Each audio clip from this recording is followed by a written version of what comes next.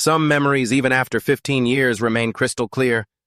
Like the moment 25-year-old Demian first set foot on the battlefield, and that very first time he had to take a human life. The moment blood hit the stone floor drop by drop soaking red, even the time he wiped out over 2,000 enemy soldiers only for his own breath to grow shallow until his body finally collapsed. The scene shifted to a morning at the town hall. The red-haired boy stared coldly at the contract facing a middle-aged man and his associate who were busy, rambling on and on. In short, the entire insurance payout from his parents' passing would be managed by this uncle provided he double-checked the documents. "Just sign here, kid." Foker feigned kindness, urging his nephew. "That's right, Demian, the paperwork is just a formality. Why bother reading it all? Just put your pen to the paper and it'll all be over." The man rested his chin on his hands, smug and persuasive. "Don't worry. Just leave everything to your uncle. By the time you're an adult, I'll return every single penny." Demian's fingers tightened slightly on the paper.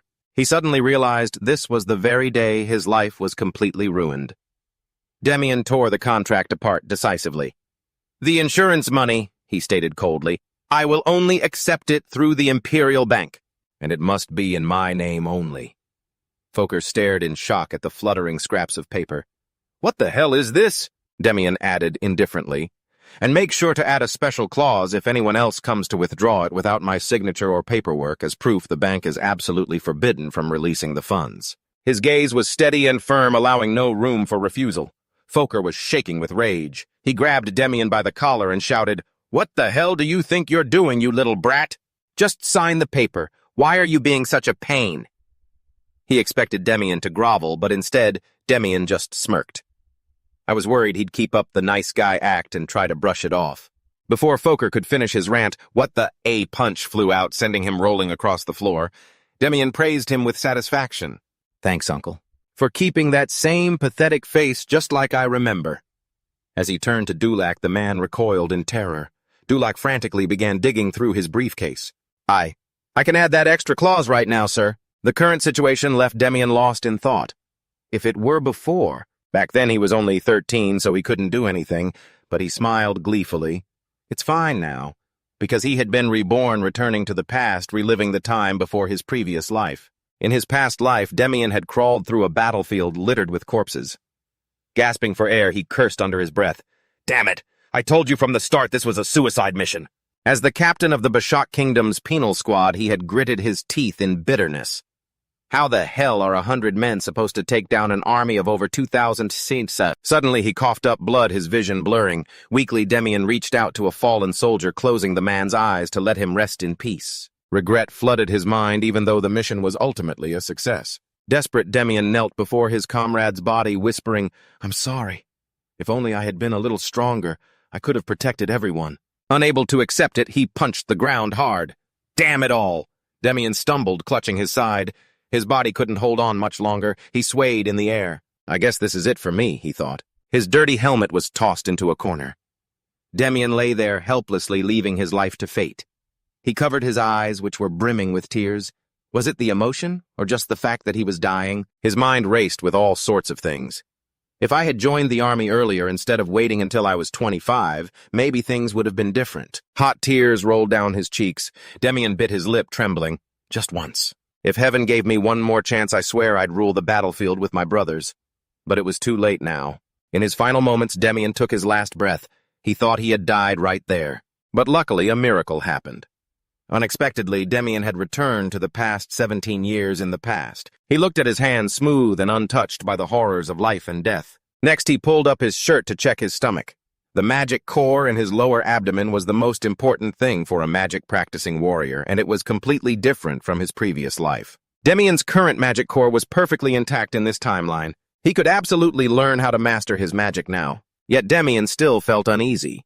In his previous life, after his uncle swindled all his insurance money and kicked him out of the house, he had to live in hiding and do all sorts of menial dirty work in the underworld. An orphan abandoned by his guardian, he even had to take the fall for the crimes of an officer in a street gang. He thought his life was over when he was forced to join the army and sent to the front lines. Who would have thought someone like him would have made it that far? Demian mindlessly flopped onto the soft bed. Who would have guessed I'd actually climb the ranks to become a captain? Well, he concluded boredly, at least I'm dead now. While Demian was lost in a tangle of thoughts, the sound of quiet footsteps suddenly came from outside. Still, even after all this time in the military, he carefully sat up in bed. Uninvited guests, huh? Demian vigilantly grabbed the knife from under his pillow. The person outside slowly turned the doorknob. The moment the door cracked open, Demian lunged out like a wild beast, blade in hand. The group of assassins jumped in shock. What the? Demian, on high alert, grabbed the knife from under the pillow. Slowly, they pushed the doorknob. The moment the door creaked open, Demian lunged out like a wild beast, blade in hand. The assassins all jumped in shock. What the hell? With a surge of strength, he plunged his weapon into the thigh of the nearest attacker. The man let out a howl of agony, but as he yanked the blade back out, damn it, he'd only managed to go halfway in. The other assassin reacted instantly. Screaming like a maniac, he lunged forward. "You bastard, I'll kill you." Demian nimbly dodged the first swipe, but the deranged assassin was already going for a second strike. He ducked, slipping out of range just in time. Then he rewarded his opponent with a blade straight into the leg muscle. A flash of bloodthirsty, razor-sharp intensity sparked in Demian's eyes. "Who sent you?" The two strangers lay sprawled on the ground, wailing in misery with fresh wounds in their thighs. Demian grabbed the remaining one by the collar and held his knife up to interrogate him. "Was it Fokker who sent you?" Seeing the guy wasn't planning on answering, he gave him a quick jab to drive the point home. "I asked you, did Fokker send you?" In the middle of the interrogation, Demian suddenly heard someone whispering behind his back. This kid is truly terrifying. He turned to see someone approaching, acting as if they owned the place. "Did I forget to introduce myself?" Demian thought to himself. "If Muskman is here, that means—" He had been busy dealing with the stranger, but seeing a much tastier target, he decided to let the other one go for now. Demian smirked and started telling a story 17 years ago back then. Tucked away in a narrow alley, Demian was cornered by a group of strangers. He struggled and screamed relentlessly, "Let me go, it hurts." Even after hiding deep in this slum, the fact that they caught him right away was truly bizarre. They kicked him hard, cuffed him, and dragged him away. Demian still held on to the memory of Fokker's greedy face. He realized that the reason he had been captured, the whole thing, was all part of Fokker's plan. The more he spoke, the harder Demian pressed the blade into the man's body. He slowly stood up, pointed his knife directly at Muskman and spat, "That bastard dared to betray me, huh?" Muskman's eyes mirrored a deep, indescribable hatred. Without another word, he charged at Demian. Demian reacted quickly and dodged the strike. His speed seemed to shock Muskman, but it was Demian's calm demeanor that really gave the man the creeps. Demian thought with a sigh. Is Muskman really this weak? No matter how fast Muskman was, he couldn't even touch a hair on Demian's head. Feeling smug, Demian taunted him. "I have a very special ability. Getting tired of missing every single time." Muskman roared, "You little brat!" Demian was busy thinking. After enduring thousands of beatings and dying and coming back to life 100 times, at some point, I started to see through every movement of my opponent. Impatience was written all over the man's face. The very moment his enemy prepared to strike, Demian analyzed every gesture, the way he planted his feet, the angle of his waist rotation. He waited for the movement in the shoulder, and by the time the attack came, he had already predicted it 10 seconds ago. That was why he dodged it more smoothly than anything. Everything was laid bare. The guy was aiming for his head. Muskman was losing his mind, unable to do a thing. The more the man lost his cool, the easier he was to read. "You're acting so desperate, you little rat." Luck was on his side. Demian grabbed Muskman's wrist and the sword went flying. Disarmed and outplayed, Muskman looked ready to blow up the entire castle just to end it. "This is hopeless, you bastard." A heavy blow to the ribs left Muskman with no energy to fight back. He couldn't believe it. "No way." Looking at him like an eyesore, Demian pulled out his knife, ready to end the man's suffering. Muskman could only look up, muttering in disbelief. He's clearly only 13 years old. Using the coolest look he could muster, he asked, "Want to know how I dodged that?" Demian proudly held up his knife. "It's no big deal. I just see everything. I know exactly where you're going to hit. The moment you lift your hand, I've already figured it all out." Muskman's face turned pale as a ghost, so frustrated he looked like he might vomit blood. "What the hell? That's impossible." Before he could say more, Demian pointed the blade at his face. "Believe it or not, that's the truth." With his last bit of strength, he tried one more threat. Muskman attempted some psychological warfare. "Do you think I'm the only one if word of this gets to the others?" Unfortunately, he met Demian, who was harder than stone. You're about to die here. How on earth is word going to get back to them? Instead, he used the moment to fish for information. You seem smart enough to know what to do, right? Was it Fokker who sent you? Muskman, like the others, wouldn't say a word. Demian said, half joking, half serious. You'd better answer me properly if you don't want to be a cripple for the rest of your life. He still couldn't believe his eyes. Could these eyes really belong to a 13-year-old? Demian's blood-red eyes terrified him. Finally, Muskman cracked and admitted it. Fine, yes, Fokker hired me. The moment he mentioned the name, Demian barked at him to shut up. That's enough. Muskman didn't even understand what was happening. What?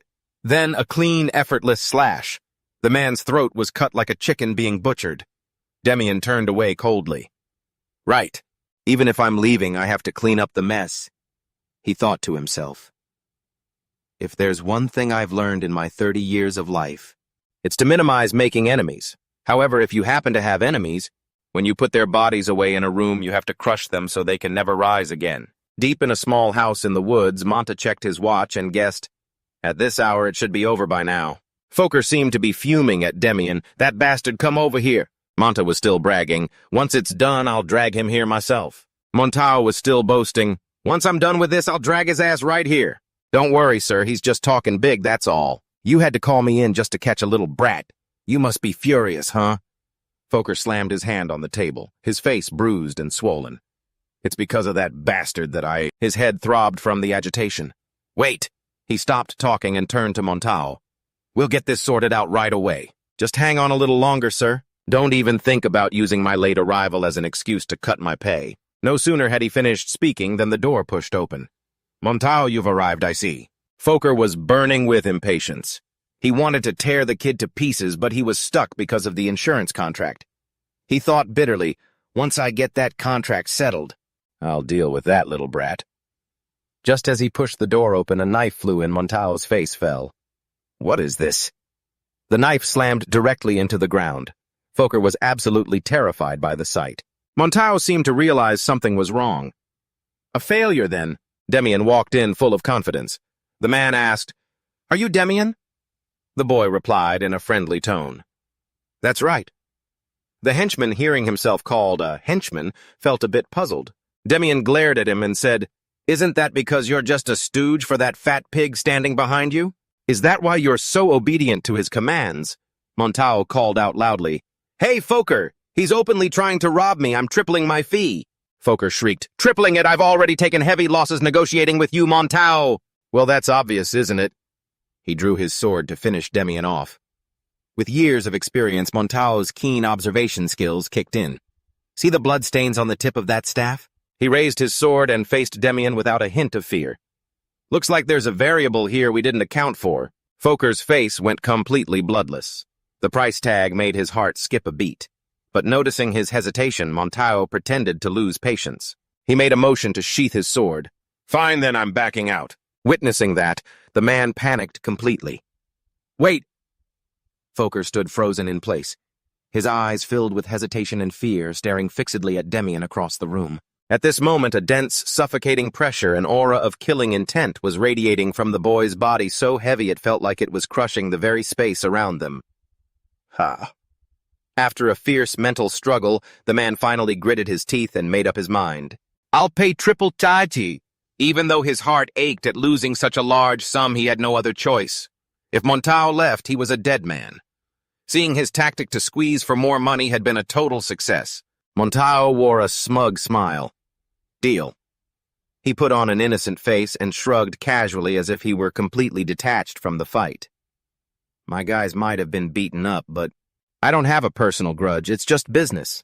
Demian didn't even bother to respect him, looking at him with cold, dead eyes. Well, I do have a grudge. Because of you bastards! The savage shouting of those people still echoed in his ears. You little brat! If I catch you, you're dead for sure. The pain that pierced through his bones and tore apart both body and soul that year, Demian swore he would never forget it even in death. The first half of his life was spent living like garbage in the slums, and on top of that, his magic core had been shattered. It was from that dark moment that he vowed to himself to take revenge at any cost. As if I'd let you off that easily. His hand tightened around the spear. So don't ask me why. Just die.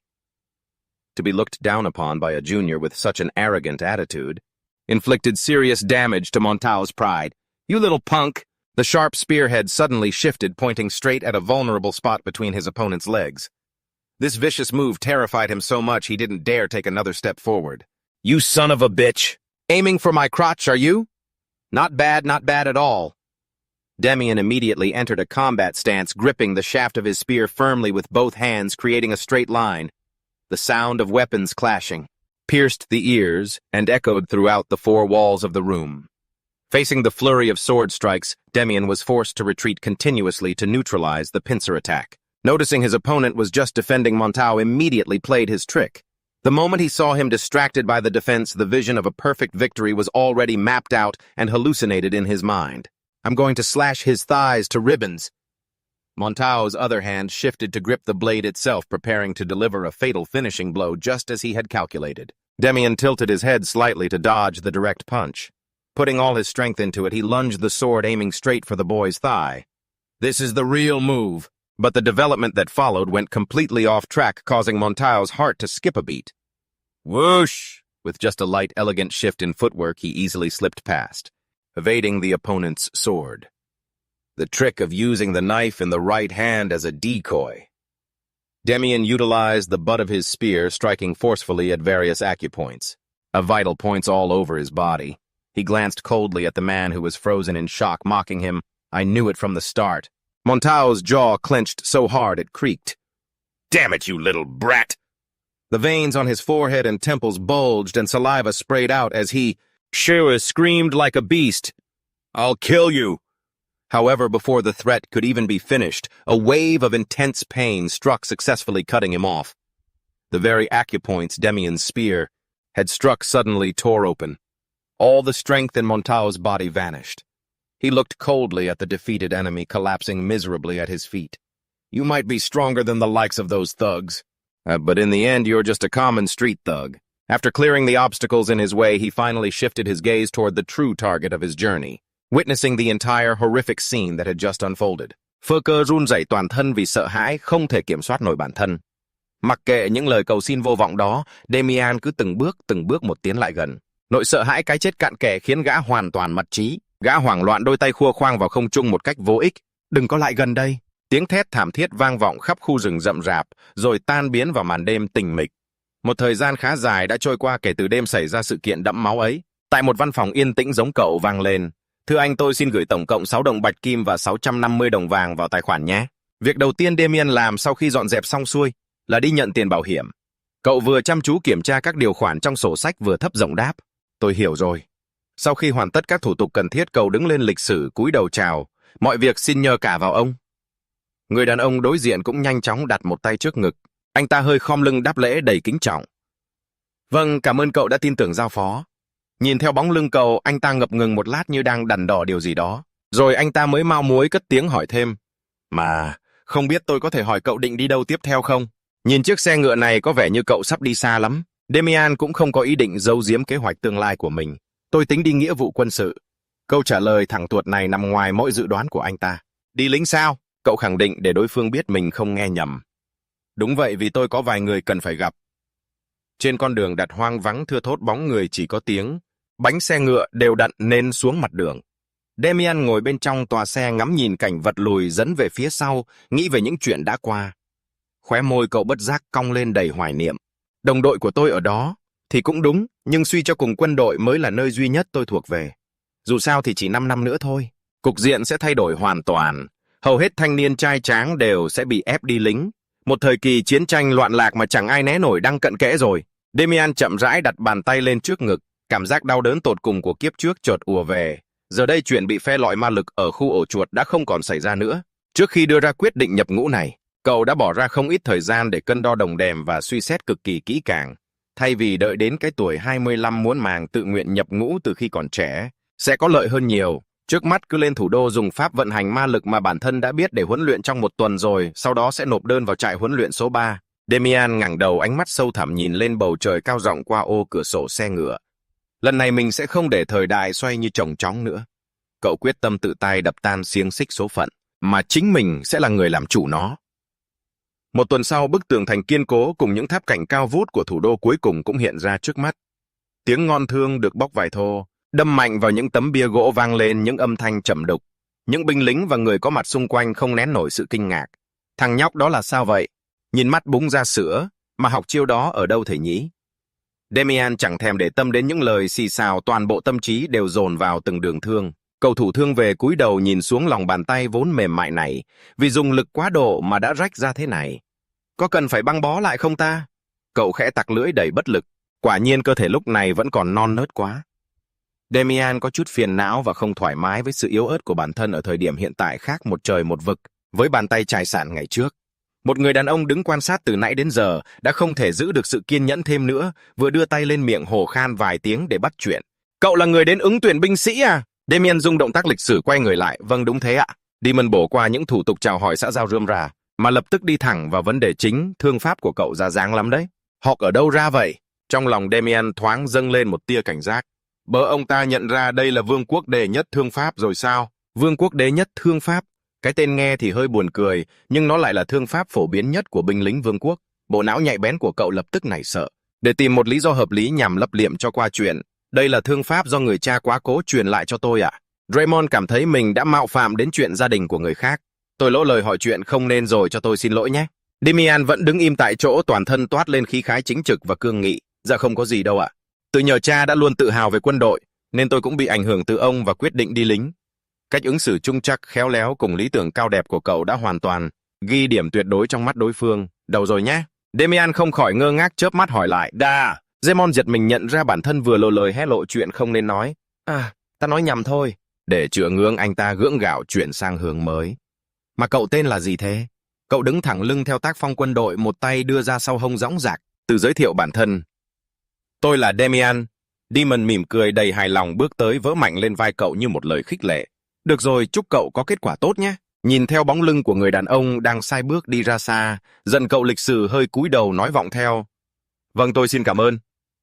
Ngay khi không gian xung quanh vừa yên tĩnh trở lại, Damian suddenly froze. He could feel a warm, smoldering heat radiating from his lower abdomen, constantly intensifying and spreading throughout his entire body. This feeling, Damian couldn't hold back his emotions and broke into a joyfully radiant smile. Finally, I can use mana now. The Danford family's mana accumulation technique, a secret method created by a Danford genius 15 years in the future, had incredibly strict requirements, yet it was legendary. It was the most effective method ever created. Familiar, heartwarming memories from his past life suddenly flashed through Damian's mind because in that previous life his mana core had shattered. So I risked everything to train with it, clinging to a faint hope that it might work. The image of his comrade Jaren appeared in his memory, scratching his head and complaining in his goofy way. Captain, why do you keep throwing yourself at that training method? Even Bargain, standing nearby, had the same question, shrugging in agreement. Besides, you can't even use mana right. Teased by his subordinates, he shot them a sharp, intimidating glare. What was that, you little brats? A light breeze blew it across the training ground, pulling Damian back to reality. Back then, I was always getting teased like that. But it really wasn't in vain. The emergence of mana helped ease half the anxiety in his heart. Now he just needed to pass the exam. Damian stopped training and scanned the vast training field, spotting a group of people gathered together, buzzing with conversation. He walked slowly toward the crowd. Now that he thought about it, was he at this training camp number 3? Damian smiled faintly as he thought of his comrade who had been through life and death with him back then. His heart was full of anticipation. He wondered what he looked like now. In the middle of the vast training ground, the applicants were arranged in neat rows. The first test was to lift a stone. It sounded simple enough, but hoisting a 30-kilogram rock over one's head was no easy feat. This was a great way to weed out the rookies who were all enthusiasm, but no substance. Damian gathered all his strength. He channeled all his power into his arms to lift the heavy stone high above his head. Let's do this. The proctor standing nearby immediately recorded it in his notebook and announced in a booming voice, Candidate Damian pass. A few drops of sweat trickled down his cheeks, but Damian's expression remained unchanged. Once one reached 1-star mana, this challenge was nothing. And just like that, the first test was over. The next part was Jabo's turn. He took a deep breath to fill his lungs and used his thunderous voice to shout to the entire field, now on to the second test. Demian stood small amidst the crowd of tall, muscular soldiers keeping quiet to listen to the announcement. The endurance run was about to officially begin. Jabo started explaining the rules briefly. The time limit is 1 hour and 30 minutes. You must finish the race before time runs out. Bumping into other candidates and minor collisions are permitted, but absolutely no attacking one another. He had known about this rule from his past life and immediately saw through the plot hidden behind this seemingly humanitarian regulation. It was exactly because of that rule that there were definitely proctors disguised and running among the crowd. Sure enough, when Demian swept his gaze across them, he noticed a few individuals who possessed an aura and a presence completely different from the rest. Jabo loudly concluded his speech with a stern warning. Furthermore, anyone who strays off the designated track will be disqualified immediately. So remember that well. Not only was he not rattled, but the corners of his mouth curled into a knowing smile. This test was going to be fun. On the ground, a bright red chalk line was drawn to mark the starting point of the race. While Demian was warming up his muscles, a teenager suddenly approached him. "Are we in the same group?" He stopped and looked around as if to confirm. "Me." The other person nodded repeatedly, full of excitement, confirming, "Yes, you, I've been watching you for a while now." Demian felt confused about the boy's true intentions. "Why were you watching me?" He silently observed the person in front of him. Wait, his face looked familiar. Before Demian could think deeper and search through his memories, Awful took the initiative to step closer. "Do you even have to ask?" He intentionally lowered his voice to a whisper in Demian's ear. "You know how to use mana, don't you?" Demian cautiously took a step back to keep a safe distance from the stranger. In his head, he quickly analyzed the situation. There was no law against commoners using mana, but usually if commoners could use it without a wealthy family backing them, then they must have a very special power behind them. Looking closely at the stranger's refined features, a guess suddenly popped into Demian's mind. "Don't tell me this guy is..." To verify his suspicion, he didn't beat around the bush and asked directly, "By the way, what's your name?" Awful was a bit surprised by the sudden question and pointed his index finger at his own nose. "My name," immediately after he regained his natural demeanor. He placed a hand on his chest and declared, "I am a Fel," even though he had already imagined it to some extent. When he heard that name with his own ears, Demian couldn't help but be shocked. Awful. Was he really at this training camp? The man who became a general and was titled a count at the age of 30, a legend among legends. This name to the Demian of his past life was nothing short of a thunderbolt. He was one of the most successful commoners in history. Everyone admired him. Awful reached out a hand expressing his desire to become friends. "Since there aren't many people our age here, I'm feeling a bit bored. Let's do our best, shall we?" After knowing the illustrious future status of the other person, the caution in his heart quickly vanished. "Sure." He comfortably reached out and gripped the hand waiting for him. "Well, since he's been this friendly, there's no reason for me to be hostile." After all the candidates had finished warming up, Jabo picked up a loudspeaker with one hand. Everything was set. The moment the starting horn blasted, hundreds of people surged forward all at once in just a few short heartbeats. Demian, maintaining a steady pace, was overtaken by the group behind him. Watching their long strides and wind-tearing speed, he silently thought, "Are they planning to go all out right from the start?" Other candidates in the running pack belatedly realized something was off with the lead group. "What the hell? What are those guys doing?" The undercover proctors gathered, forming a solid horizontal line running directly in front of the candidates. "Let's go, boys." The candidates behind chased with all their might while gossiping nonstop. "Looks like that's the wall of lament. They say getting past that is the real test of this exam." Awful, running alongside Demian, heard this and asked skeptically, "In that case, shouldn't we just stick to their tails and pull ahead at the last minute?" Demian maintained a steady rhythm while running. "That's clearly a smart strategy, but..." Suddenly he stomped hard on the ground and his body shot forward like an arrow released from a bow. "Too bad that's not my style." Demian's sudden, reckless burst of speed left Awful completely shocked. Up at the front of this pack, the proctors were still maintaining a very stable and relaxed pace. "Just keep it steady and save your energy. After all, the real race only starts in the last 10 minutes. "Yes, sir, understood."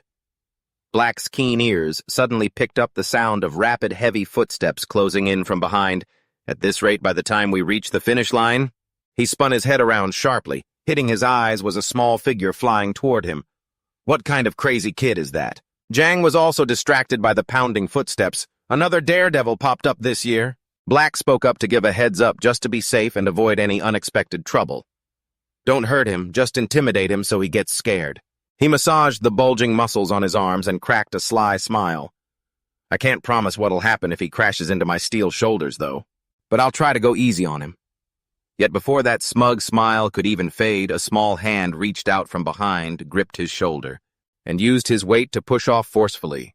Jang was stunned for a split second. What? Demian skillfully used Jang's shoulder as a pivot point to vault over and leave the proctors behind. They had been distracted for just a single brief second, but he had already put a considerable distance between them. When he regained his composure, Black shouted frantically, "What the hell are you doing? Block him!" The other proctors in the group also snapped out of their shock. "Yes, sir." Even without looking back, Demian could feel their heavy footsteps, chasing him closer and closer. It was true that the proctors had skills that overwhelmed the candidates, but Demian once again took a deep breath, pouring all his power into his legs to accelerate. Stretch the gap wider. They were just training camp proctors after all. Witnessing his recklessness and breathtaking breakout, Awful running behind couldn't help but laugh heartily. What is wrong with this kid? His own fighting spirit was also strongly stimulated by Demian's actions. I can't let him get ahead of me that easily. Awful stomped, surged forward, and left the struggling candidates behind to chase after Demian's back. The other average candidates watching the whole performance were completely stunned. Is that even allowed? Let's follow him too. Yeah, just copy whatever he's doing. The result was that when the proctors looked back, they were completely horrified to see a wave of people surging forward with intense momentum. What the hell is this? The enthusiastic shouting of the candidates even carried over to the training field on the other side. Ji-in heard the loud noise and turned around confused, a mix of curiosity in her heart. The situation in training ground number 2 seems a bit unusual. After gathering some intel, he whispered, "It seems there's a rather eccentric recruit who just joined. Should we send in more proctors?" The two were still debating when a low authoritative voice cut in, "Just leave them be." The two immediately stood at attention and saluted Chief Proctor Raymond. He looked toward the source of the noise and asked a rhetorical question in a nonchalant tone. "Do you want people to think we're rigging the exam results? Whether they break through or not depends on their own ability." Watching the small figure leading the race on the other side, Raymond added coolly, "And that goes for the losers too. After all, my eye for talent hasn't failed me yet." He added to himself with deep satisfaction, "I never expected him to be the type to create such an unexpected variable." His actions have provoked others to charge forward. On the battlefield, those who always lead the charge are the ones who know how to ignite the flame. At that moment on this track, Demian could feel every muscle in his body reaching its absolute limit. This was the 29th lap out of 30 total. He channeled every last bit of his strength to cross the red line, marking the final sprint. Awful, with his astonishing stamina, was also closing in right behind his back. "Hey, Demian!" He glanced sideways, slightly distracted, to talk to Awful. "You look pretty energetic, huh?" Awful seized the chance to lean in, whispering curiously into Demian's ear. "Was this your plan from the start?" Demian didn't quite grasp the deeper meaning behind the question yet. "What do you mean?" Awful tilted his chin toward the other candidates who were collapsing in corners along the track. "If we didn't know how to use mana, we'd be in as sorry a state as them." Demian tried to regulate his breathing, a faint smirk playing on his lips. With his trump card already in hand, why not put it to use? Awful was finding this new acquaintance increasingly intriguing. "You really are one interesting guy." But as they spoke, both of them crossed the finish line of the final leg at the exact same moment. "You're just like me, after all." The official at the finish line was still stunned, finally managing to stammer out the results. In the quiet office filled with documents, a question suddenly rang out, brimming with keen interest. "I heard an interesting kid just joined training camp number 3. In a nearby room, Casson stood with his hands behind his back, nodding seriously. "That's right, Coach. Raymond contacted me about that boy. He said the kid is only 13 years old." That piece of information immediately caught the listener's attention. He placed his hands on the desk and stood up. "If someone as picky as Raymond calls him interesting..." He paused for a brief moment, as if weighing the value of that assessment.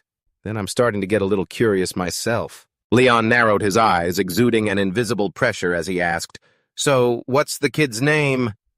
At the same time, in the tall building nearby, a group of people had gathered as if something had happened. The center of attention was a massive notice board.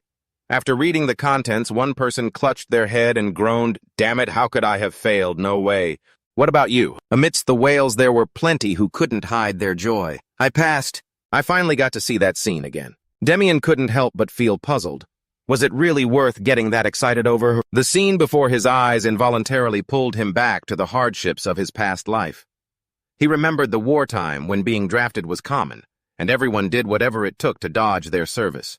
They used to constantly check their soles and heels for blisters. In the midst of the bustling crowd, he rested his chin on his hand and pondered quietly. Come to think of it, life is still peaceful nowadays. Suddenly, someone called his name Demian. Hearing his name, he turned around with a questioning look. It was Awful, who immediately waved excitedly.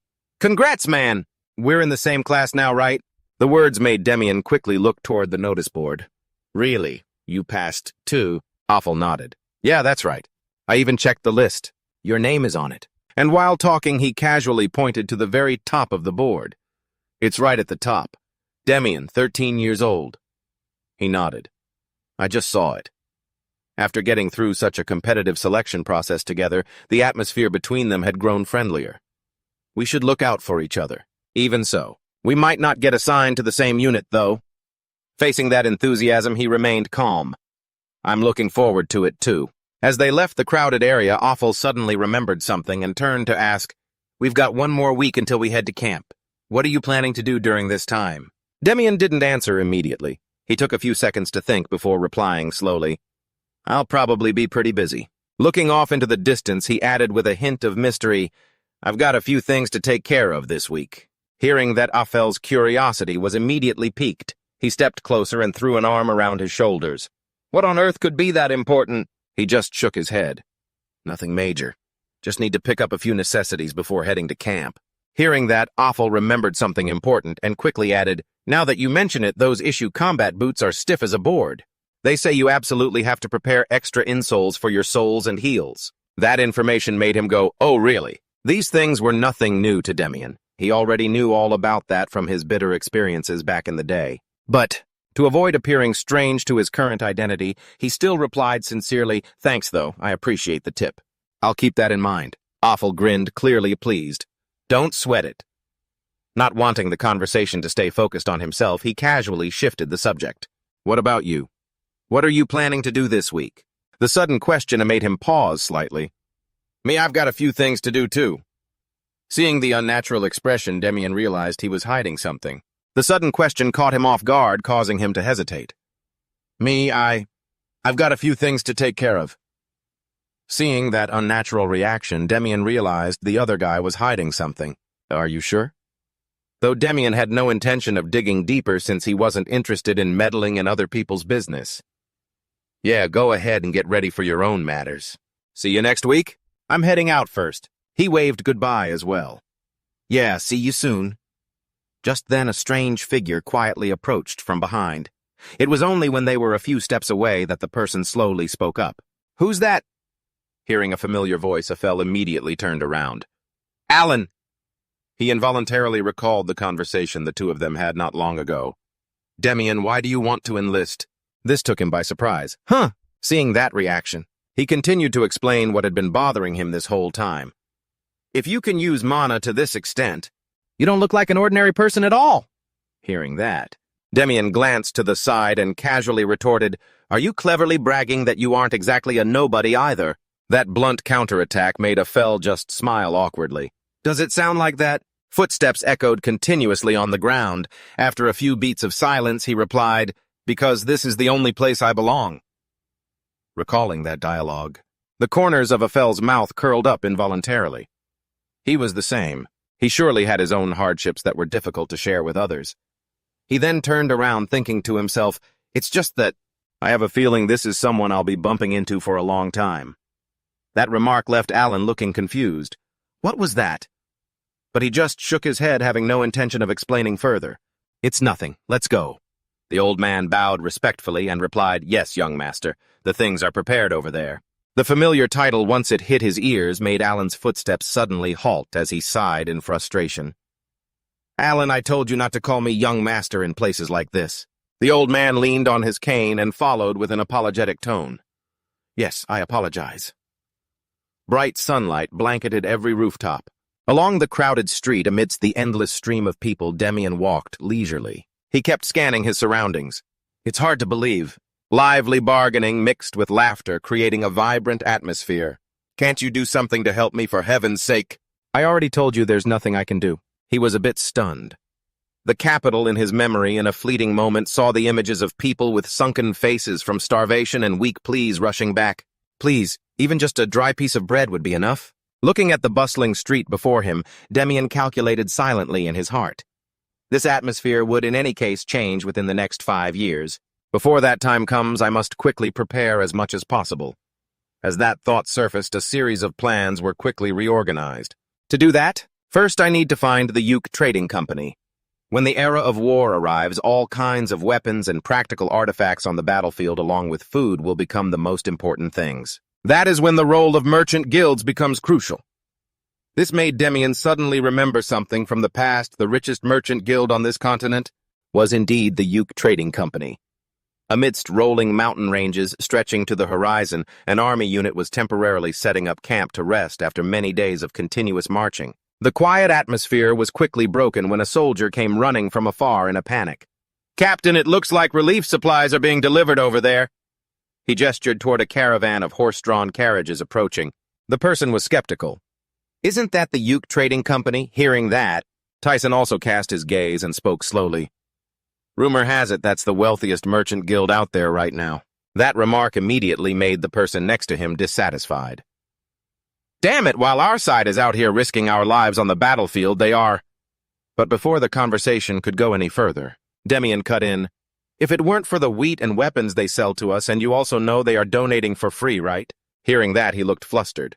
I know, it's just a bit bitter, that's all." Speaking of which, his gaze shifted back to the supply-laden carriages being transported over. But constantly doing charity with such large amounts of money is not an easy thing to do. Putting that conversation aside for a moment, Demian called out loudly to his teammates, "Everyone hurry up and come get the relief supplies!" A chorus of responses immediately rang out from across the camp. Understood. Standing there observing the scene, Demian quietly watched each person happily receiving the food and necessary supplies. In the midst of everyone being busy, Ethan walked up from behind and suddenly spoke up. "Captain, it seems that person is the master of the Yuk Trading Company." Hearing that, he immediately looked in the direction the other pointed and confirmed, "The guild master." Ethan pointed to the person standing and busily giving directions at the caravan.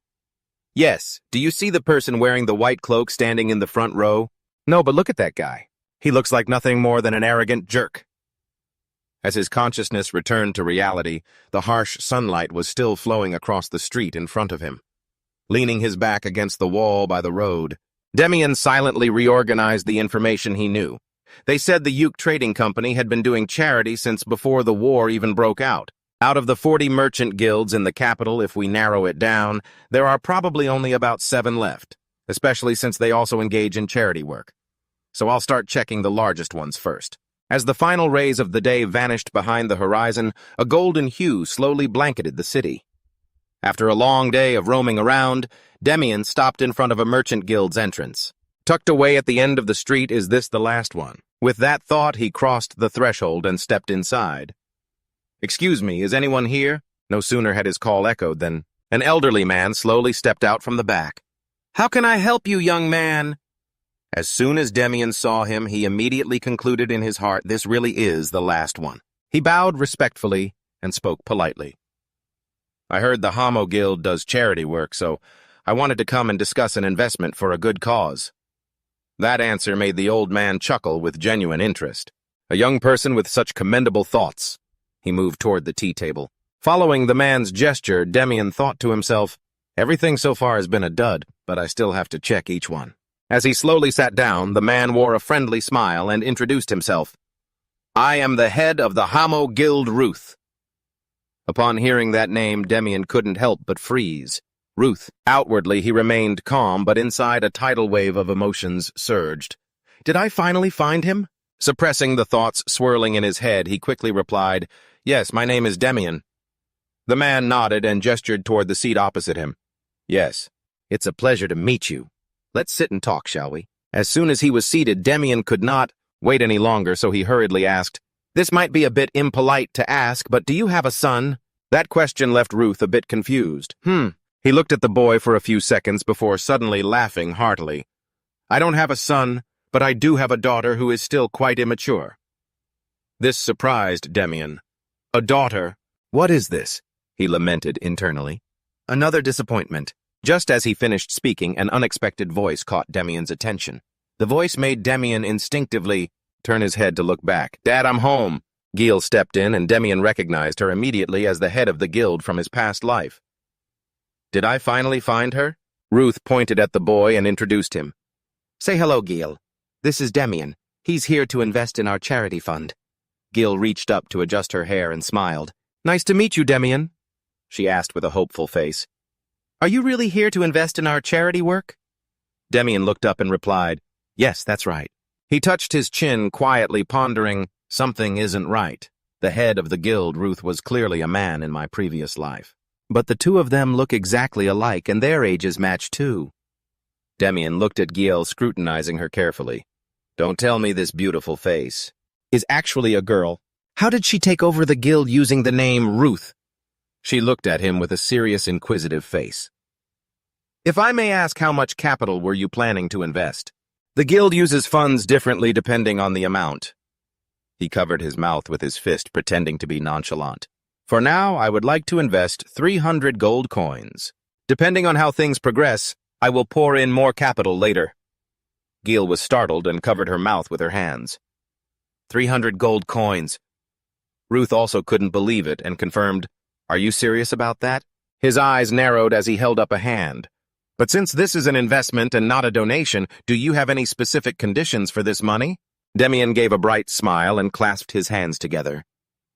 My condition is that I want to hold a portion of the Hamo Guild's shares in exchange for receiving a share of the profits to recover the investment capital. Ruth stared intently at him, marveling in shock. A little kid who's willing to play for such high stakes.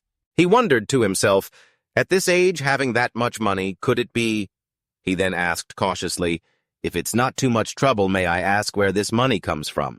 Demian closed his eyes and replied dismissively, You don't need to worry about that. I just want to use the inheritance from my late parents for something useful. Upon hearing this, Ruth quickly bowed his head to apologize. I understand. Please forgive my rudeness. He smiled and waved his hand. Oh, it's nothing at all. I completely understand. Looking straight at Demian, he requested, I think we need to hold a meeting regarding the guild shares. Can we give you a definitive answer then? Not caring at all, he agreed. Yes, of course. Then see you all later. As he was leaving, he saw Ruth holding his chest in deep thought. What's wrong, father? He reflected on Demian's mature demeanor during the negotiation. Weren't you surprised? The boy is only 13 years old. Ruth couldn't help but remember. But that gaze was no joke. He was certainly not an ordinary child. He let out a long sigh while clutching his chest. What a pity. If that kid were just 5 years older, the two of you would be a match made in heaven. Gia's face flushed bright red upon hearing that, and she shouted, Dad! Inside the building, the sound of her embarrassment echoed, Dad, what on earth are you talking about? Rook didn't even pay her any mind, just chuckled and teased. Who knows, maybe the kid likes someone older than him. Gia yelled angrily, Stop it right now, Dad! After finishing business with the Hamo Trade Guild, time flew by like a wild dog running across a field. In the blink of an eye, the day of enlistment had arrived. Demian stood alone in front of the main gate. He raised his head, looked ahead, and sighed. Today is truly a brand new start. Demian reached his hand out toward the sun high above. Even if his previous life had vanished into thin air for nothing, this life would be different. He clenched his fist tightly, determined. This time I will be the one to swallow this entire empire whole. A while later, Demian carried his luggage into his quarters. I'm in the 3rd Training Company 1st Platoon. Right. He turned around to check out his surroundings. He didn't see a single familiar face. Did Afel get assigned to a different platoon? Demian placed his luggage on the bed and muttered to himself, There's no one around here close to my age, though. What a bummer. Just then, an excited voice boomed out, making him look over. Great to meet you all. A man stood at the door with his hands on his hips. I'm the one who will be in charge of you for the next month. I am Platoon Leader Brian of the 1st Platoon. Then Brian held up 3 fingers. Listen up. Right now, we're going to start checking your personal belongings, food, and drinks. His expression darkened as he curled those 3 fingers into a fist, threatening, "Luxury items especially, anyone who brought alcohol or cigarettes, you'd better step forward and confess immediately. Anyone I catch trying to hide something will get to experience a very enjoyable time." Demian watched as the guys in the neighboring bed started panicking and shouting, "I quit smoking, but I grabbed it by mistake. The shopkeeper told me bringing alcohol wouldn't get me caught." Demian glanced over at them and sighed inwardly. "You idiots, if you're going to buy it, hide it properly or don't bring it at all." Brian walked over and barked coldly, "Dump everything out of your bags now." After a while, he stood in front of Demian's bed, looked at the pile of luggage, and announced, "Nothing unusual here." Brian rubbed his chin, looked him over, and asked, "Hey, how old are you anyway?" "You look so baby-faced," Demian calmly replied. "I'm 13. The guy Kai, who was sitting on his bed, gasped in shock. 13. He cursed loudly. "What the hell is this era coming to? They're even letting a little brat like this into the army now." Logan also huffed and puffed, yelling, "Do you think life is a joke?" He saw Demian staring at him, his face darkening. "What are you looking at? You want to talk back, you little brat?"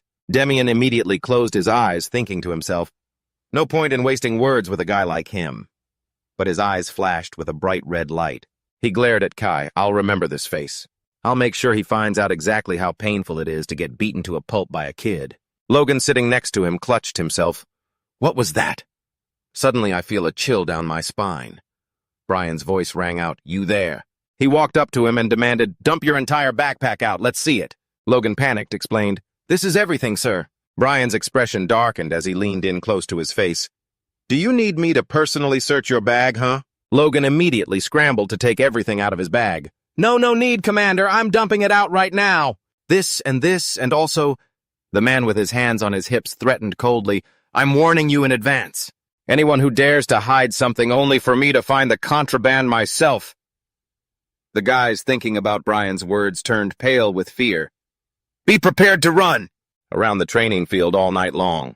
He looked at the people around him and urged, "Hurry up, dump it all out." Demian saw this and felt highly satisfied. Serves them right. After a while, Brian paced back and forth and declared, "That covers the gear check." He turned to look at the group and announced, "Now I need to appoint a temporary student platoon leader to command the soldiers in my absence." Brian reached into his pocket and pulled out a piece of paper. He took a look at it and was stunned. He exclaimed, "We have a recruit in this platoon who passed with an incredibly high score." After putting the paper down, Brian looked at the group and shouted, "Demian!" "Who is Demian? Step forward and let's see you." His gaze drifted toward Kay, who was sulking in a corner. "Is it that guy from earlier? To be a student platoon leader character is just as important as ability." Brian walked up to him and asked, "You're Demian, right?" Just then Demian stepped forward. "That's me." Startled, he whipped his head around. If it wasn't him, then who? Brian's eyes widened, freezing in place as he clutched the paper, stuttering, "Wait, you said you were just 13, right?" Demian calmly confirmed, "Yes, that's right." Kai glared, his voice dripping with venom. "A snot-nosed brat like that wants to be a student squad leader. Are you kidding me? Since when did the military turn into a daycare?" Brian put his hands on his hips and glanced over. "Order in the corner now." Kai didn't back down, arguing, "But I'm not wrong, Commander." Brian stepped forward until he was right in front of him. "The student squad leader represents me. Aren't they supposed to prove they have the leadership skills to do that?" Kai pointed a finger at Demian with utter contempt. "If we let a kid take charge like that, our squad's discipline will go to hell." Demian's lips curled into a faint smile. "I didn't even want this troublesome position anyway. But this guy just loves picking fights, doesn't he?" Demian made a silent decision. "Fine. Let's see how far I can push this guy." He tilted his head with a provocative smirk. "I'm confident I can do a better job than some muscle-bound brute who's all brawn and no brains." "You little brat. What did you just say?" Brian glanced over, asking, "You're Kai, right?" Kai replied calmly, "Yes, Commander." "For now, I'll keep my position," he added. Brian reached out and firmly grabbed Kai by the collar, radiating a killing intent. He stared him down and roared, "If you ever belittle a comrade by calling them a snot-nosed brat, or use any language like that again, it won't end with just a simple warning. Are we clear?" Kai looked down, avoiding his gaze, his voice low. "Clear, Commander." Brian looked toward Demian, adding, "However, he has a point. The position of student squad leader demands real leadership ability. Kai raised a hand, proposing, "How about this then, Commander? Why don't you let me—" He stood before Demian, arms crossed, boasting, "Why not let me spar with this kid? Whoever wins takes the chair. That would prove both his ability and his authority, wouldn't it?" Brian looked to Demian, asking if he agreed. Demian closed his eyes, thinking I might as well use this opportunity to reset the discipline around here. "Fine. Sounds good to me." Demian pointed at Kai and chirped, "So I just need to beat this blockhead to a pulp, right?" Kai's face flushed with fury. "Blockhead." Demian looked at the others in the room. "Do you all agree to these terms?" They all answered in unison, "Agreed." Brian gestured for the group to leave. "Then no need to drag this out. Everyone follow me to the shooting range for the match." Brian looked at Kai's arrogance and Demian's calm demeanor, declaring that the fight would start immediately. Brian looked at the two of them. "The rule is that if an opponent surrenders, the match ends immediately. Are you ready?" Kai smirked triumphantly. "I'm ready." Demian closed his eyes and nodded. "I'm ready." Brian declared, "Then begin." Kai rubbed his shoulder, muttering to himself, "Bullying a kid makes me feel kinda bad." Demian sighed. "Quit whining and just come at me, you blockhead." A vein popped on Kai's forehead as he roared, "You little brat!" Kai's eyes flashed a bright crimson as he charged forward. "The reason you're going to get beaten like a dog today is all because of that mouth of yours." Demian stood perfectly still, calmly evaluating him. "His speed is better than I thought. Compared to the soldiers in my past life, he's actually got some skill." He watched as Kai reached him. Demian kept his eyes locked on the fist coming toward him, thinking, "Is that all you've got?" He leaned his body to the side, dodging. "There's no way you can beat me." Kai couldn't believe his eyes. "You dodged it. It's like you knew exactly where I was going to throw my punch." Kai gathered his strength to throw another. "Looks like you picked up a few tricks somewhere, huh? But there's no way you're dodging this one." Demian tilted his head and dodged again gently. "Too slow." Kai slammed his fists together, shouting, "If you can dodge, then I'll just plow right into you." He launched himself at Demian with everything he had. Demian closed his eyes, feeling the wind of Kai's hands as he slipped past him once again. "Where the hell?" Kai shouted, only for Demian's voice to come from behind him. "Right here!" Kai let out a cry of pain as Demian slammed a strike into his chest. Demian looked up at him, thinking, a direct hit like that? It'll be hard for him to stay standing. He watched Kai let out a pained groan and drop to one knee. "Tougher than I thought, aren't you?" Kai's face darkened and he lunged forward again, frantic. "You bastard, I'm going to kill you!" Demian leaped backward out of harm's way. His attack should be enough to finish him off by now. Then he threw a punch straight into Kai's gut. Demian watched as he clutched his stomach, collapsed to the ground, and slammed his head hard against the floor, knocked out cold on the spot. Demian lightly brushed the dust off his hands. Looks like this oaf learned his lesson the hard way. Right after that, he shot a fierce glare around. "Anyone else want to try?" The crowd stood there looking at each other, but not a soul dared to step up. Just then, Brian's voice boomed out, declaring the sparring session over. Recruit Demian wins. From now on, Recruit Demian is officially the student platoon leader. A while later, Kai walked out of the infirmary, closing the door behind him gently. "I'll be going now." He looked annoyed, thinking to himself, I never imagined there'd be a day I'd get carried to the infirmary unconscious like this. Kai couldn't help but replay that punch in his head. He couldn't remember anything after getting hit in the ribs. Did he really lose consciousness from that kid's very first attack? Kai stood in front of the door, silently reflecting, I honestly thought in this place. And there wasn't a single person who could be my match.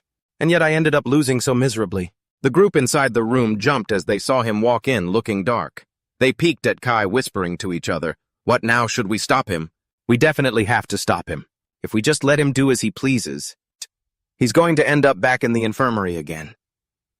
Suddenly, Kai walked up behind Demian and called out to him. As Demian turned, Kai knelt on the ground, bowed his head, and shouted respectfully, I admit my defeat. From this day on, I'll consider you my big brother. Demian froze, shocked, thinking, What the hell? Why is this guy suddenly acting like this? Did I accidentally hit his head too hard earlier? Then Kai looked up, speaking earnestly. You're the youngest person I've ever fought, but you're the strongest. Respecting someone stronger than myself is only natural. Kai's voice echoed, Please accept me as your subordinate. Demian was stunned. He thought the guy was just arrogant and rude, but turns out he's actually someone who knows how to show respect. He reached out a hand to make peace. No need to call me big brother. Just call me Demian. Demian smiled warmly and added, let's do our best from now on, Kai. Kai reached out and shook his hand. I look forward to fighting alongside you, Demian. A week at the barracks flew by.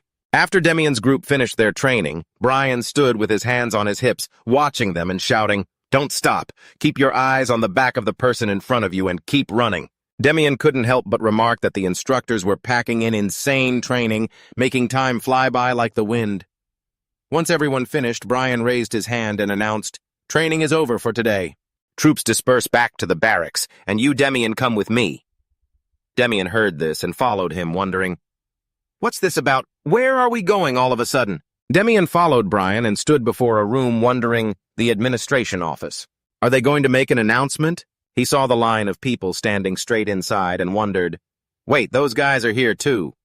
Demian stepped inside, thinking, might as well go in and see what the announcement is first. Mason saw him covered his mouth and exclaimed, where did this little shrimp come from? Oh crap, I said that out loud. I was supposed to keep that in my head.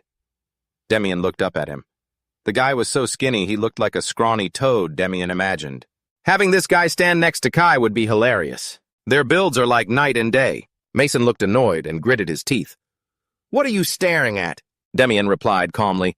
I was just curious to see how much wider those eye sockets of yours could possibly get. The guy was fuming but suddenly stopped when he heard someone cough. You little brat! Kaysen frowned and shouted to keep the peace. Order! Is this place a spot for you to act out? Mason looked furious and whispered a threat. I'll deal with you later. Up front, the voice continued. It seems all platoon leaders and troops from every unit are gathered here now. Kaysen looked straight at the crowd. The reason I called you all here today is to announce the inter-platoon tournament happening next week. This is a crucial midterm evaluation for the platoons, so platoon leaders and soldiers lead your units and prepare well. Is that clear? The soldiers below put their hands behind their backs and responded in unison, Yes, sir. Kaysen signaled for everyone to leave. All right, dismissed. Head back to the barracks. Mason walked up to Demian and shouted, Hey, you little brat! He raised his fist high, shouting threats at the kid. You have no situational awareness, do you? Careful, or one of these days you'll get beaten to a pulp. Jorah, who was standing behind him, chimed in with a sarcastic remark pointing out that he was the one who lacked awareness. We're both student platoon leaders, aren't we? Instead of acting all high and mighty because you're older, why don't you stop wasting time blabbering and go train with your own platoon? Wouldn't that be better? Mason, face red with rage, spun around and barked, If this doesn't concern you, get lost unless you want a beating too. Jorah just flashed a smile in response. That remains to be seen. Let's see who ends up getting the beating. Then he gestured to Demian, saying, Hey, forget about that lunatic, let's go. Demian replied, Yeah, let's go. As Demian walked ahead, he let out a sneer, then turned back to ask, Hey, what platoon are you in? Mason puffed out his chest arrogantly, gesturing with his thumb. 4th platoon. I'm the platoon leader of the 4th. Demian's lips curled into a bright smile. Got it. I'll remember that. See you at the team match, you idiot. As he walked down the hall, Jorah called out to him, You're Demian, right? Demian looked back surprised. How do you know my name? Jorah explained with a big grin. I've heard about you constantly from that guy Yahello in my platoon. Word is you ranked first in practical skills. He gestured toward Demian and introduced himself. I'm Private Jorah, platoon leader of the 3rd. I'm counting on your skills in the upcoming team match. Demian stood with his hand on his hip and replied, No problem. After returning to their quarters, Demian said seriously, Attention, everyone. Someone walked up to him and asked, Demian, what's up? Demian's voice rang out as he explained, In 1 week there's going to be a team match between platoons and we... He thought about that flag of victory and declared, We have to take first place at any cost. Demian clapped his hands together forcefully. And there's one thing you all must remember. Out of the 3 teams we're facing... He held up 2 fingers and added, We are going to completely crush the 4th platoon, especially... Demian made a throat-slitting motion with his thumb, instructing, The platoon leader of the 4th. Make sure you beat that guy to a bloody pulp. Understand? Demian looked at the crowd gathered before him, thinking, As soon as the 2nd week of training began, the atmosphere on the practice field changed completely. Nolan stood there looking serious. Staring at the documents in his hand, he said, The Army's goal is to win the competition, starting this week. You will learn about battle formations, something crucial for the match.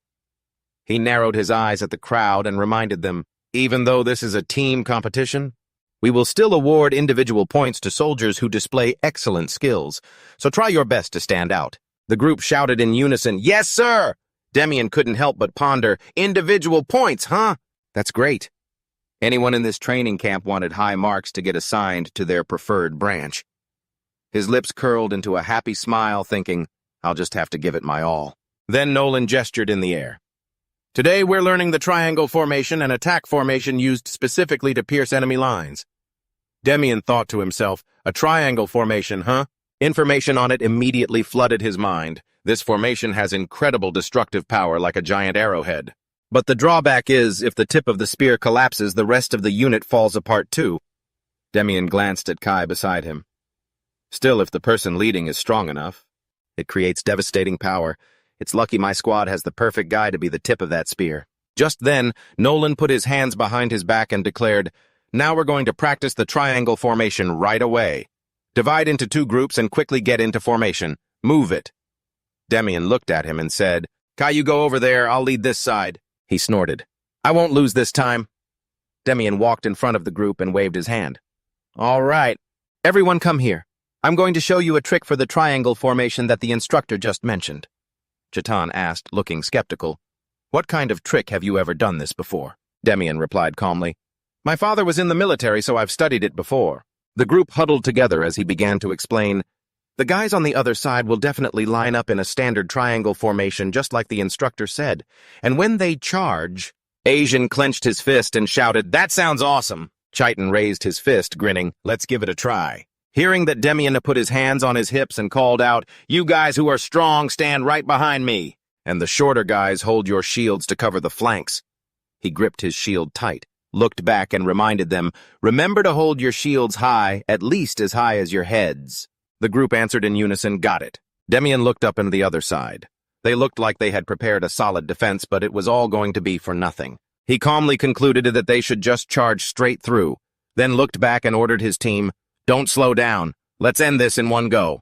Nolan waved his hand to signal the start of the match. The sound of the whistle blew, and footsteps echoed loudly across the field. Mia looked over and smiled to herself, thinking, For their first time, their defensive stance is actually pretty good. They were advancing without breaking their formation at all. He furrowed his brows tightly. All right, then. They were about to close in on Kai's formation. He shouted loudly to urge his team on, Pick up the pace, guys! On the other side, Kai's group kept their rhythm shouting continuously. A purple glow radiated from Demian's body as he thought to himself, Now it's my turn. He had avoided using mana during endurance training, but he told himself, In times like this, I have to bring it out. With a shout, he slammed his shield against Kai's with full force. Pushing forward, Demian gritted his teeth and commanded his team to shove hard and break through the gap, just like the plan. He had calculated it all in his head, if they targeted the weak spots instead of crashing. Head-on, the opponents would be rattled for a split second, and in that very moment, a voice rang out, Someone stop him! Demian's eyes lit up as he stared past them. I'll make sure you see it, he thought, focusing on the gap they had created. He yelled out, Here's our chance! Immediately after, the long spears from Demian's side struck the knees of the opposing team. Logan was knocked backward, completely caught off guard. What the hell is this? Kai turned around, watching his team members falling one by one, and screamed, What are you idiots doing? Get up now. Kai turned to face him, shouting, Damn it, I'm taking you out first. Immediately after, Demian slammed into Kai with his shield. Did you forget your opponent is me? Kai's face turned dark as he coldly roared, Get out of the way, Demian! Hearing that, he raised his shield to block, asking back, You're telling me to get out of the way? With a dead serious look, the guy replied, Yes. And upon seeing Demian next to him, he shouted, Huh! Immediately after, he gently applied a powerful downward force, making Kai fall. Demian looked down from above and laughed. Kai, your physique is pretty solid, but you need to learn how to use your strength at the right time and in the right place. Nolan stood still watching the situation over there. That kid is way better than I thought. He stared at Demian's small frame. Considering how unimpressive his physique looked, it was hard to believe he was in the same batch. As for the other recruits right after that, Nolan held both arms out and declared, Stop, the winner of this practice match is Demian's team. Demian reached out his hand to praise, Good job.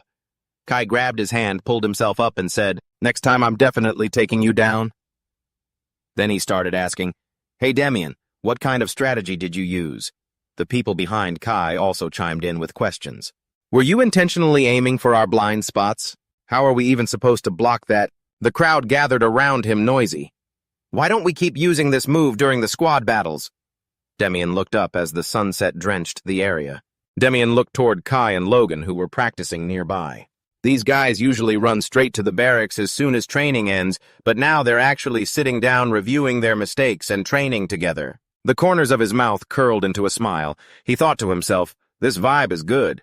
If we keep going like this, there's nothing to worry about for the tournament. Suddenly, an ear-piercing sound rang out. That little brat is actually the squad leader of the first squad, ha! Demian let out an inquisitive sound, looking over. Hayden pointed this way and shouted, spot on. Look at him standing there giving orders. Axton also laughed mockingly. What's wrong with those people, as if they'd ever listen to a little brat as their boss? Logan's face turned black as he looked over. What did those bastards just say, brat? Clevo was also annoyed and cursed. Those scumbags! Hayden spread his arms wide, continuing to provoke them. What else kids are called brats simple as that? Did I say something wrong? Axton chimed in, laughing. You can just look at them to see how pathetic that squad's level is. Mason stepped out from behind, laughing with contempt. Forget those guys. It's not the fault of the people following him. The fault lies with the guy who doesn't know his own limits, acting all high and mighty as a squad leader. Demian turned his head and saw him. Not again, he cursed under his breath. That guy again. Is he a masochist or something? After that, he shook his head slightly. Whatever, forget it. Why bother with small fry? Why waste energy on their provocations? Anyway, I'll just crush him when the tournament starts. Afterward, he calmly gave the order. First squad, everyone dismiss and head to the barracks. Suddenly, a loud sound erupted. What kind of tea are you bastards spouting, huh? Demian looked up shocked by the scene in front of him. Logan's group faces full of rage charged forward, shouting loudly, If we run into your squad in the tournament, you guys are fucking dead. Keep your eyes peeled and wait for us to come and smash you to pieces. Kai pointed his finger at Mason, aggressively declaring, especially you, the squinty-eyed guy in the front row, you'd better go pick out your coffin right now. Then he turned back fuming and asked, Demian, these assholes you just scolded, they're from the 4th squad, right? Demian was startled, then confirmed, oh yeah, that's right. Kai and the others stared at the group, smashing their fists together. Those bastards, we absolutely have to beat them to a pulp. Immediately after, the group started getting hyped up, shouting, even though it's break time, let's keep training today. When we face the 4th squad, I'm going to mop the floor with their faces. Demian looked at them and mused to himself, I didn't think they'd be this easy to provoke. But knowing he couldn't stop them, he wore a bright smile.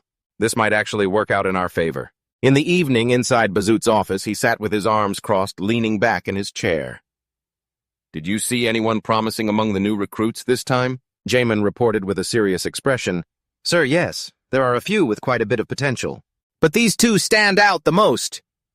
Bazoot immediately picked up the documents to read. They're both quite young, aren't they? What's special about them? I'm not entirely sure, but it seems they already know how to control mana. He was startled and questioned again. Mana, do both of those recruits have any family background? Jamin stood at attention and replied, Looking at their files, there doesn't seem to be anything special. Bazoot looked down silently, calculating. Most people who sign up for the training camp are commoners, and those mana cultivation methods cost a ton of money to learn. So for a commoner, mana is like a distant mystical power. He stared at the two men's info and muttered, Recruit Demian enlisted after losing both his parents, and Recruit Offal whose family background is just as ordinary. And it's precisely because it's so incredibly normal that it makes me feel uneasy. Immediately after, Bazoot looked up and asked, Oh, and one more thing. He stared at the two recruits' files, muttering, Recruit Demian enlisted after losing both parents, and Recruit Offal, whose background is just as plain. But it's precisely because it's too plain that it makes me uneasy.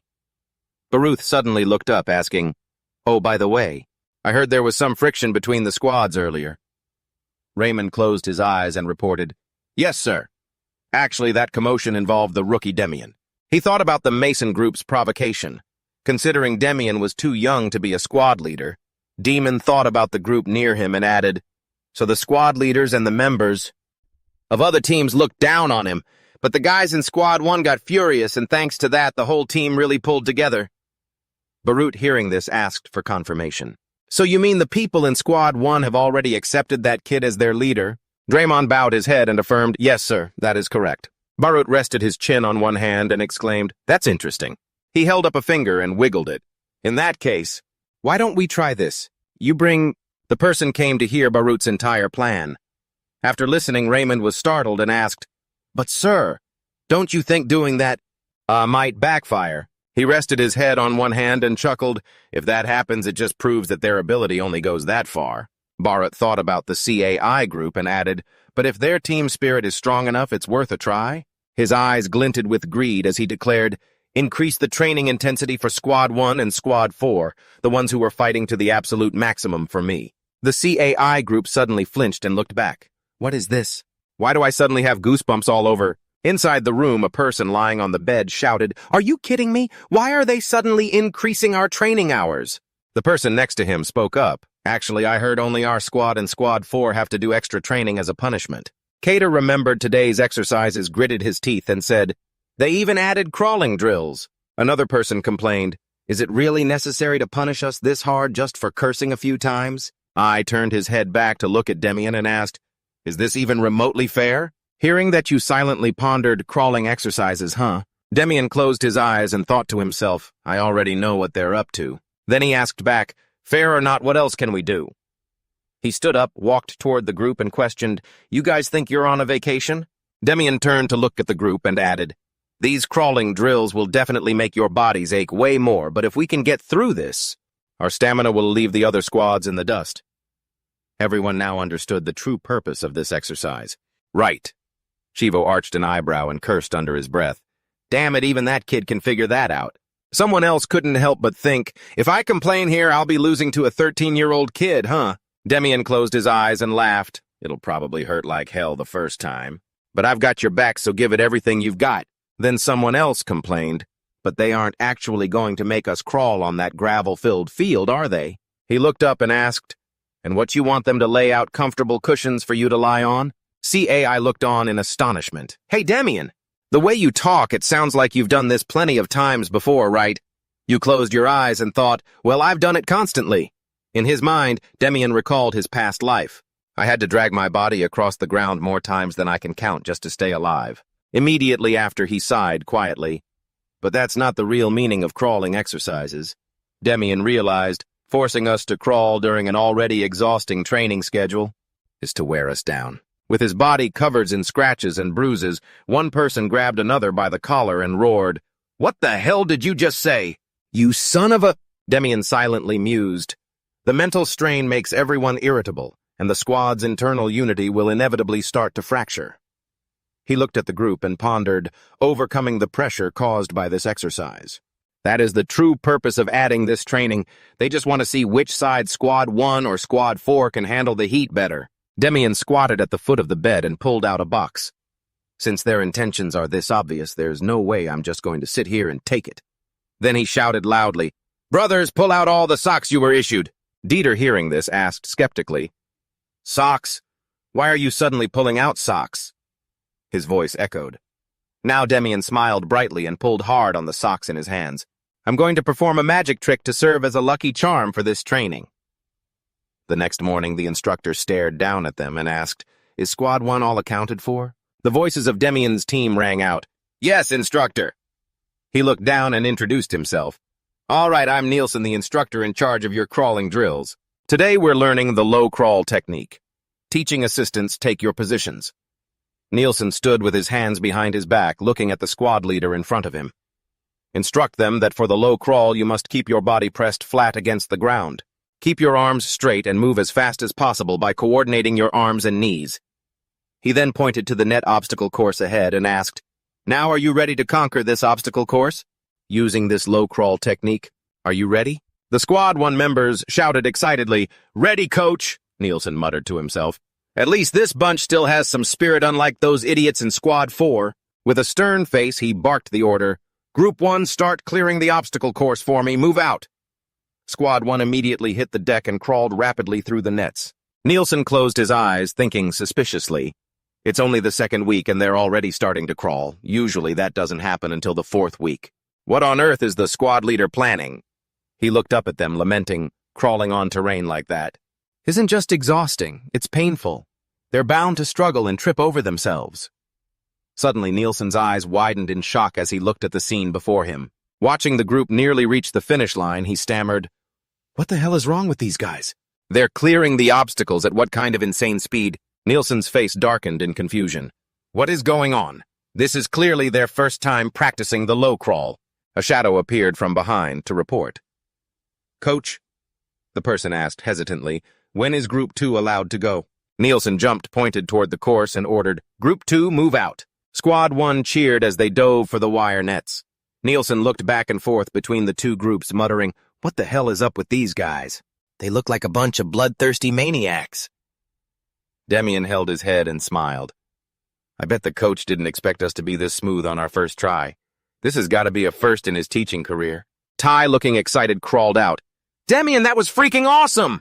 Another guy shouted, "I had to fake being in pain." "I was exhausted too." The guy rolled up his sleeves. The terrain was a bit rough, but this trick was a lifesaver. Dieter chimed in excitedly, praising them. "Cutting up those socks to make elbow and knee pads. Demian, you really are a genius." Right then, Nielsen's voice boomed, announcing that Squad 1's low-crawl training was complete. "Training finished. Dismissed back to the barracks." Kai looked over at Demian and asked, "Hey, where did you learn that trick?" Demian didn't even turn his head. "From my late father. But it comes with a warning." Kai asked, "What is it?" Demian smiled faintly and replied, "You absolutely must not get caught by the coach."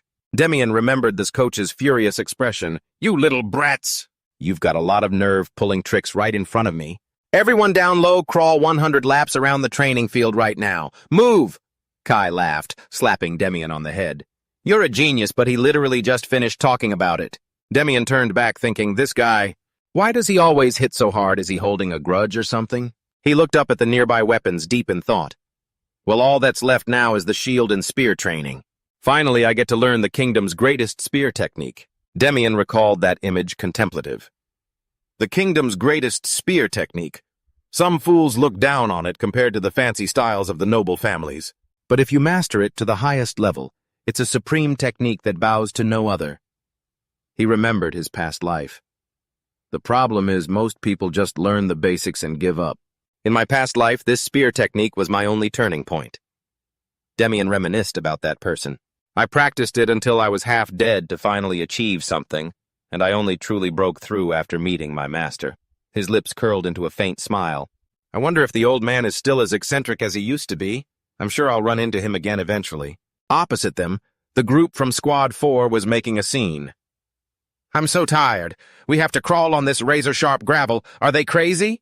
Kai looked up and said, "Looks like Squad 4 just finished their practice, too. But those guys..." Mason, face full of rage, roared, "Can you all just shut your mouths? Stop your whining, will you?" Demian and Kai were startled. The Squad 4 members around them immediately retorted, "The hell, what did you just bark at us? Hey, you think you're special just because you're the squad leader? Acting like you're the boss of everyone? Acting like you're some big-shot veteran." Dieter laughed. "It's getting tense over there. Looks like they're about to fight." Logan chimed in, "Yeah. If we didn't have these pads, we'd probably be screaming at each other just like that, right?" He put an arm around Demian, laughing. "Lucky us." Demian's pads were a total lifesaver. Mason, fuming, looked up at those dogs. How can they still have the mood to sit there laughing their heads off? It's so annoying. I should just go ask them clearly, how are they still forced to practice drills just like me? Looking at their smug faces, they're still perfectly fine, like nothing even happened. Mason's face was filled with fury as he shouted, "I bet those guys are pulling some kind of trick again. If it wasn't for that bunch, I wouldn't be stuck doing these penalty drills." He clenched his fist tightly, cursing those bastards under his breath, resolving himself as the inter-squad tournament was only a few days away. "When that time comes, I'm going to crush every single one of you." Mason glared with a vicious look, determined to snatch the championship title while Demian faced him with a calm expression as time flew by. Everything passed by incredibly fast, and finally the day of the inter-squad tournament arrived. The instructor looked at the crowd below and asked, "Are all 4 squads gathered and present?" The group shouted in unison, "Yes, Commander!" The instructor's voice continued, "I will call out the squads according to the tournament bracket. Everyone get ready." Kai turned his head to look and shouted, "Demian!" You looked back confused. What is it? He furrowed his brows, glancing at Demian, wondering, you look different today somehow. Or maybe I'm just imagining things. Kai's voice continued. There's definitely something different. But I can't quite put my finger on it. Did you just have a growth spurt? You're at that age where you're still growing, right? Logan from behind laughed excitedly. Kai, oh Kai, Demian was already tall to begin with. The person next to him chimed in. That's right, it's just because you're abnormally huge yourself. Stop teasing him. Demian glanced in that direction. He thought angrily, this guy, does he have a gut instinct or something? Images from last night flashed in his mind. Actually, last night I broke through to the second stage of the mana cultivation method. Thanks to that, the amount of mana stored in my body has increased significantly. Demian thought about the purple light that had enveloped him, reflecting ever since I entered this training camp. Persisting with mana training every day has finally paid off. Right after that, he spoke up, making Kai look at him suspiciously, but Demian said with a serious face, in this upcoming squad tournament, I want our squad to win with total overwhelming dominance. In his mind, he thought about the opportunity. The top 5 most outstanding soldiers of the tournament would receive the prize of choosing any equipment they liked from the armory. Demian lowered his head deep in thought. Usually people would choose a weapon or armor enchanted with one-time defensive magic, but those things are at best only C rank. He clenched his fist, thinking about the ring that radiated that light. That isn't my goal. In his past life, he had heard a subordinate at training camp number 3 tell a story. Demian stared at it deep in thought about a ring that possessed an extremely powerful special ability. It's an item with a continuous activation effect, so technically it must be A rank or higher. He gently clenched his fist again, contemplating, to get my hands on it. I have to win this tournament and take first place. If Afel also knows how to use mana and gets to choose first, he might just snatch it right out from under me. Then he looked up and asked, do you think we can pull it off? Kai chuckled and affirmed, of course we can. Then he clapped his hands together loudly. Kai looked at the group below and asked, did you hear that, brothers? The squad leader says we're going to dominate this tournament. You all heard that loud and clear, right? They were full of fighting spirit and shouted excitedly, that's right, first place is definitely ours. Sky turned his head back and said, looks like everyone is on the same page. Demian closed his eyes and said with a smile, great. Just then the instructor's voice rang out, I will now announce the tournament schedule. The first match of the tournament squad 1 stepped forward. Demian took the lead, walking ahead and saying, let's march straight to the peak of glory, brothers. Right after the squads walked up to report, the instructor loudly announced every detail. The squad tournament will be divided into 2 sides, one side attacking, one side defending. After 1 round, you switch sides. We will play a total of 2 practice rounds. The expressions of the new recruits all became serious as every word from the other side echoed. In their ears, if the attacking side doesn't capture the flag within the allotted time, they lose automatically. Squad 2, and of course Demian and the recruits of Squad 1 had no objections. Following the instructor's next command, prepare to attack first. After hearing the instructions, he turned directly to face his subordinates and emphasized every word, just do exactly what we did during practice. They shouted in unison, understood, getting the desired answer. Demian scanned his eyes toward the strongest recruit in the team. Kai, you haven't forgotten the plan, right? Listen to my signal. Just ram straight into those guys in front with everything you've got. I've got your back, don't worry about a thing. As for brute force, I'm confident in that. And once both sides finished setting up their formations, the instructor immediately shouted his declaration at the top of his lungs. The match begins. Being the main attackers. Platoon 2 naturally lunged forward in a triangular formation at full speed. Crush them. The guys tightened their grip on their wooden shields to withstand the incoming pressure, while not forgetting to call out, hold your ground, team, don't let the formation break. Platoon 2 found themselves running into trouble with their assault, unable to do anything. How the hell can you trust these guys? There isn't a single opening. They look just like a solid fortress wall. Watching from the high stand, the instructor couldn't help but blurt out his assessment. So Platoon 2 is attacking first, but Platoon 1's formation looks a bit strange. Right, setting up a formation that dense? Soon. Just means they're sitting ducks. What are they even doing? But unexpectedly, the very next moment, a strange anomaly occurred as a rough, guttural roar echoed through the space. It immediately caught Nolan's attention. Push forward now. As it turns out, the source of that sound was none other than Kai overwhelming his opponents with pure excitement. Everyone in Platoon 2 panicked.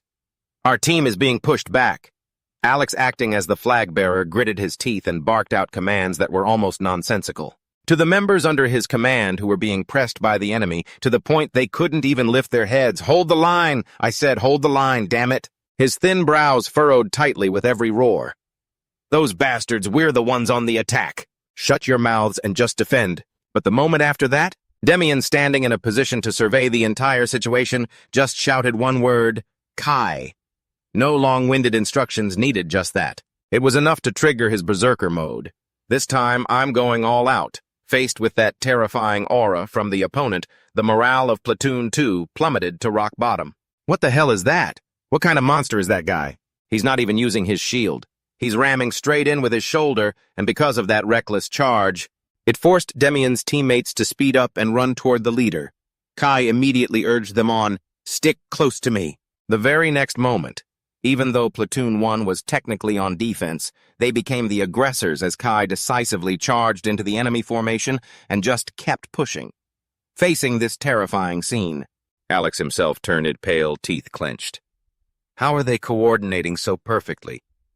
Clearly they've trained for the same amount of time as us. With keen eyes, Demian quickly spotted the exact moment they grew arrogant. The opening is their Platoon 1 all-out attack. Without a pause, a new wave of assault ensued. It was so brutal that white dust kicked up in the vast space. Witnessing everything unfolding in such an unbelievable way, Nolan couldn't help but stutter as he turned to ask Brian. You're in charge of that group. What on earth is this? Captain of the 1st Platoon, did you make them train overtime or something? After hesitating for a long while, he finally responded, I'm surprised too. Deep down, a sense of fear rose up along with sweat rolling down his cheek. I never expected those who just learned the basics to perform this excellently. At this level, they're no different from elite specially trained soldiers. Glancing toward the quiet figure behind the energetic troops, he knew the reason they were able to do this. Of course, it was all thanks to that kid. Right now, in Brian's eyes, Demian was showing his own decisiveness. At the right moment, he gave the order, split wide to the sides to create space. In this match, we have to shatter Platoon 2's formation completely. Memories of the moment he caught them training flashed through his mind. Platoon 1 volunteered to stay back after class every single day, and Demian was there to patch up their weaknesses. No wonder they're reaping the rewards now, meanwhile. Each member under his command was showing steadfastness, doing exactly what he taught them. Raise your shields. Don't let them drop below your shoulders.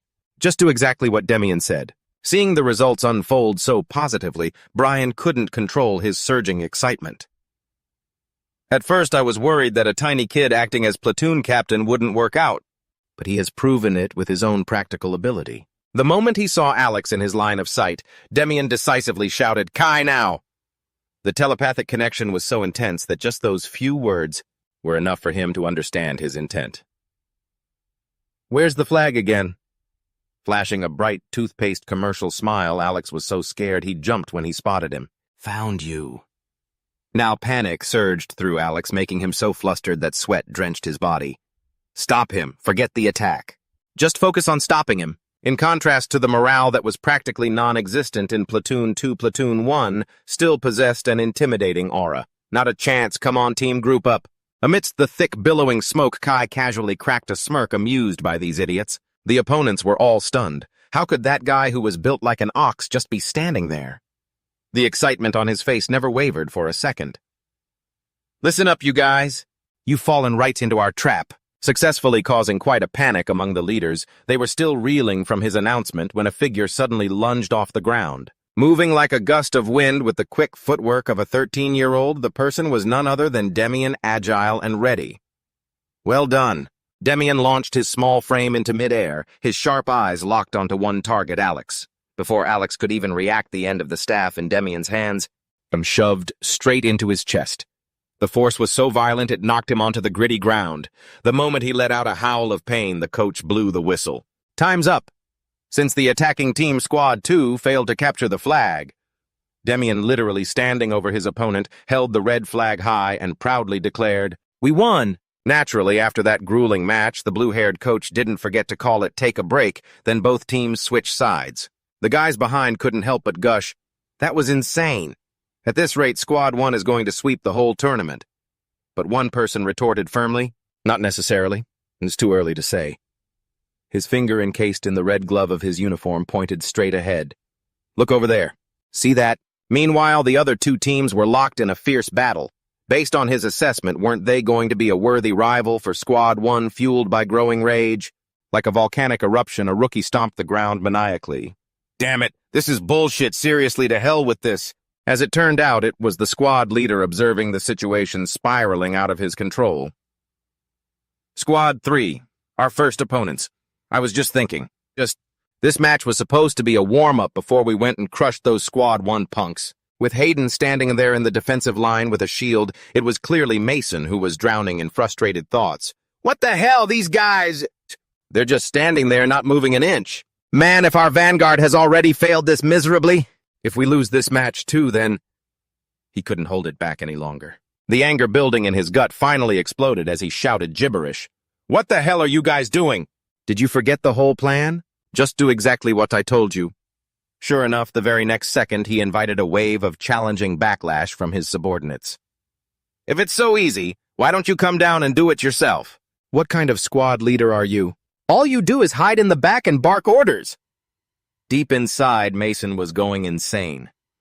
Damn it. This coordination is garbage, and on top of that, nobody has any motivation at all. Then at that exact moment, over at Squad 3, Jorah, the leader, calmly raised the issue with the youth next to him. Afel, those guys over there look exhausted. Should I charge in and punch a hole through their formation? The boy shook his head decisively. No need. The next moment, he calmly laid out the plan, his blue eyes radiating clear confidence. Just hold your position and target their shield bearers, that's all. If we just drag this out, they'll fall apart on their own. Despite the instruction coming from someone younger, Jorah just nodded in agreement without a hint of opposition. Okay, let's do that. His mind, however, kept racing. Afel. I never expected a 14-year-old kid to grasp the situation and the enemy's weaknesses this quickly. With his own sharp eyes, Jorah quickly questioned the boy's background. We've only known each other for 2 weeks, but I'm honestly really curious about his family history. This kid is obviously a commoner. That can't be. But he didn't let that distract him from the battle for long. He firmly issued the necessary commands. Everyone put all the pressure on their shield bearers, maintain the formation, and hold your ground. And so another terrifying clash unfolded. With neither side yielding, Hayden, the leader, shouted defiantly, his brows knit tightly. You cowards! If you've got guts, come at me and fight! Stop playing these pathetic stall games. But just by being loud, he gave Jorah a clear assessment of the situation. The strength and morale of Squad 4 had hit rock bottom. The best-case scenario was them losing patience and charging in on their own. Contrary to what he anticipated, Hayden, who was shouting just a second ago, was already exhausted to the point of foaming at the mouth. I can't take it anymore. No matter what the signal had come, Jorah firmly shouted the command to his members. Squad 3, this is our chance. The whole group braced themselves, charging in to shatter Squad 4's defense with pure force and a thunderous roar, ignoring how drained they were. Hayden's group still tried to use their bodies as anchors to hold their ground. Don't fall. If the shield bearers go down, it's over. Unfortunately, things wouldn't be that easy to handle. As Jorah turned and called his name, Afel was just waiting for that. The moment the words left his mouth, Afel charged toward the stacked shields, leaping onto them without hesitation. It was clearly a launch pad designed specifically for him, for this situation. And sure enough, in the very next moment, Afel instantly launched himself into the air just like Demian did a few minutes ago. Possessing a terrifying surge of magical power, he didn't waste a single bit of it. He channeled it all into the staff in his hand. With his own raw strength alone, he easily sent Squad 4 crashing down in a shocking display. Watching this scene from a spot considered safe. Mason was so terrified his eyebrows knit together. What the hell are you idiots doing? His mind couldn't even forget the bet he made with that damn Demian, fighting like this. There's no way they'll ever beat Squad 1.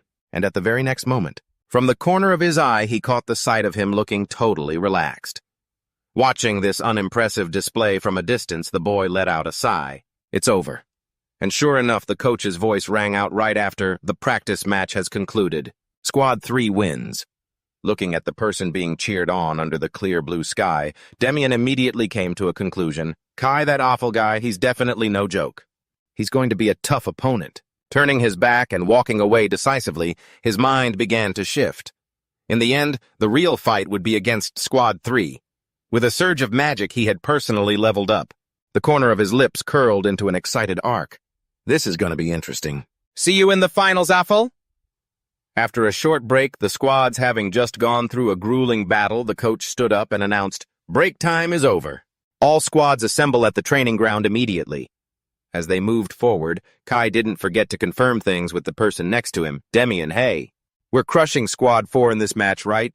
He just calmly and lazily responded, "Exactly. This is their last chance, too. They're gonna struggle to earn a single point of honor for sure, but in the meantime..." He crossed his arms over his chest as a refreshing breeze blew by, grinning from ear to ear. "Now this is gonna be fun. I'm gonna smack the teeth out of that guy who dared to call you a brat." Demian calmly rejected it. "That guy I already called dibs on him. Just clear the path for me, that's all." Facing his teammates, he had no hesitation in listing the opponent's weaknesses. All right, the enemy is tired and their coordination is absolute garbage, radiating an evil aura so intense that even the clear blue sky seemed to yield. Demian emphasized every word, "But I don't intend to go easy on them. We even need to strike faster and hit harder. We have to crush them into the ground this match." As soon as the last word left his lips, Kai and the others were overflowing with excitement, bursting into an enthusiastic laugh. "I've been waiting for this moment. Gotta make them pay for running their mouths."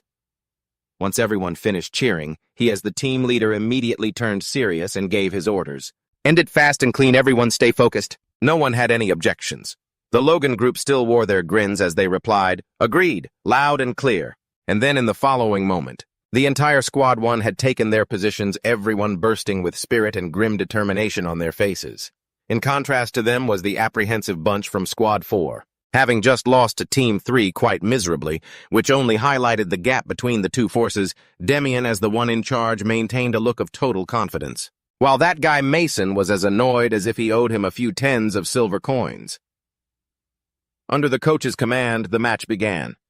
With a terrifying aura, Squad 1 took the initiative to attack with a thunderous roar. "Let's go, guys!" It wasn't long before both sides closed the distance, with his group holding their formation as they charged. Unlike when he just observed Squad 2 from behind, Demian could now directly witness how Squad 4 operated and plan accordingly. The formation of this Squad 4 looks a lot looser than I thought. At this level, if we just ram straight into them, their formation will shatter. And then his mouth curled up at a 45-degree angle, overflowing with confidence the moment he got into position. "But I have to do it thoroughly and perfectly. I'm going to crush them to pieces, so that from now on, nobody dares to open their mouth again." Using perfect coordination thanks to his release of power, Demian shoved the biggest guy among them, Kai, just by combining the strength of two people. A violent collision occurred between the two distinct sides, and Squad 4 was clearly shaken by the brutal wind that Demian himself had just created. What is this? What kind of monstrous strength is this? Being the one who always stood in the safest spot, Mason didn't understand a thing other than screaming out of rising panic, "What the hell are you guys doing? Tighten your glutes and hold the defensive line, you useless idiots." Sweat was pouring off him like a late autumn downpour. He barked at the shield squad to protect the flag and intercept their direct assault immediately. As for the spear squad, it was a shame that while he was busy flapping his gums, both Kai and Demian had repeated the same move they used against the second squad, leaving Mason with nothing to do. He jumped in shock at the sight of him floating in the vast space. "I told you I'd remember your face, didn't I?" "It's definitely you." Gritting his teeth tightly, a wave of danger hit him so hard that Mason, beyond just standing there, had no idea how else to react. There wasn't even a hint of surprise. His right arm was instantly crippled by the boy. By the time Demian landed lightly on the ground, Mason had already collapsed, clutching his painful shoulder, though his rage overcame his reason. It even made him forget the pain as he hissed through gritted teeth full of hatred, "You son of a b! You should know when to hold back a little." Not for nothing was he someone who carried such deep-seated hatred. He didn't hesitate to pick up the wooden staff he'd dropped, sneering, "Do you take me for a scarecrow?" And in that next moment, Mason charged in as if the previous kick meant nothing. "In a fair duel, someone like you wouldn't even be worth the rust on a nail," he said, exhaling with boredom. To someone tempered by countless battles like Demian, the guy's attack was pathetic. He had already predicted it. He didn't even want to waste more time decisively grabbing the head of his opponent's staff. "Is this really all you've got?" Clearly, Mason didn't have the strength to hold on to that last piece of wood. He casually tossed his shield aside and began a beautiful display of staff fighting techniques. Already lost your weapon just like that.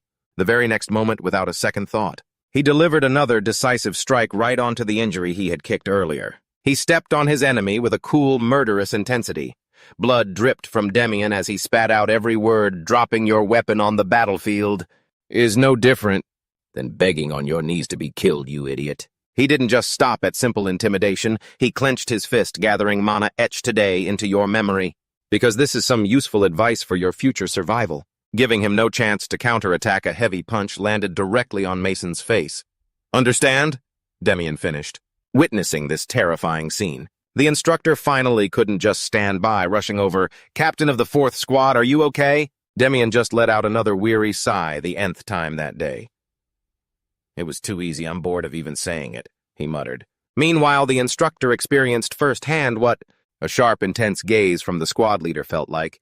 He hesitated before speaking, realizing the 4th Squad had no strength left to continue the match, while Demian's hand was already picking up the wooden staff as he continued. So the victory in this match was undisputed.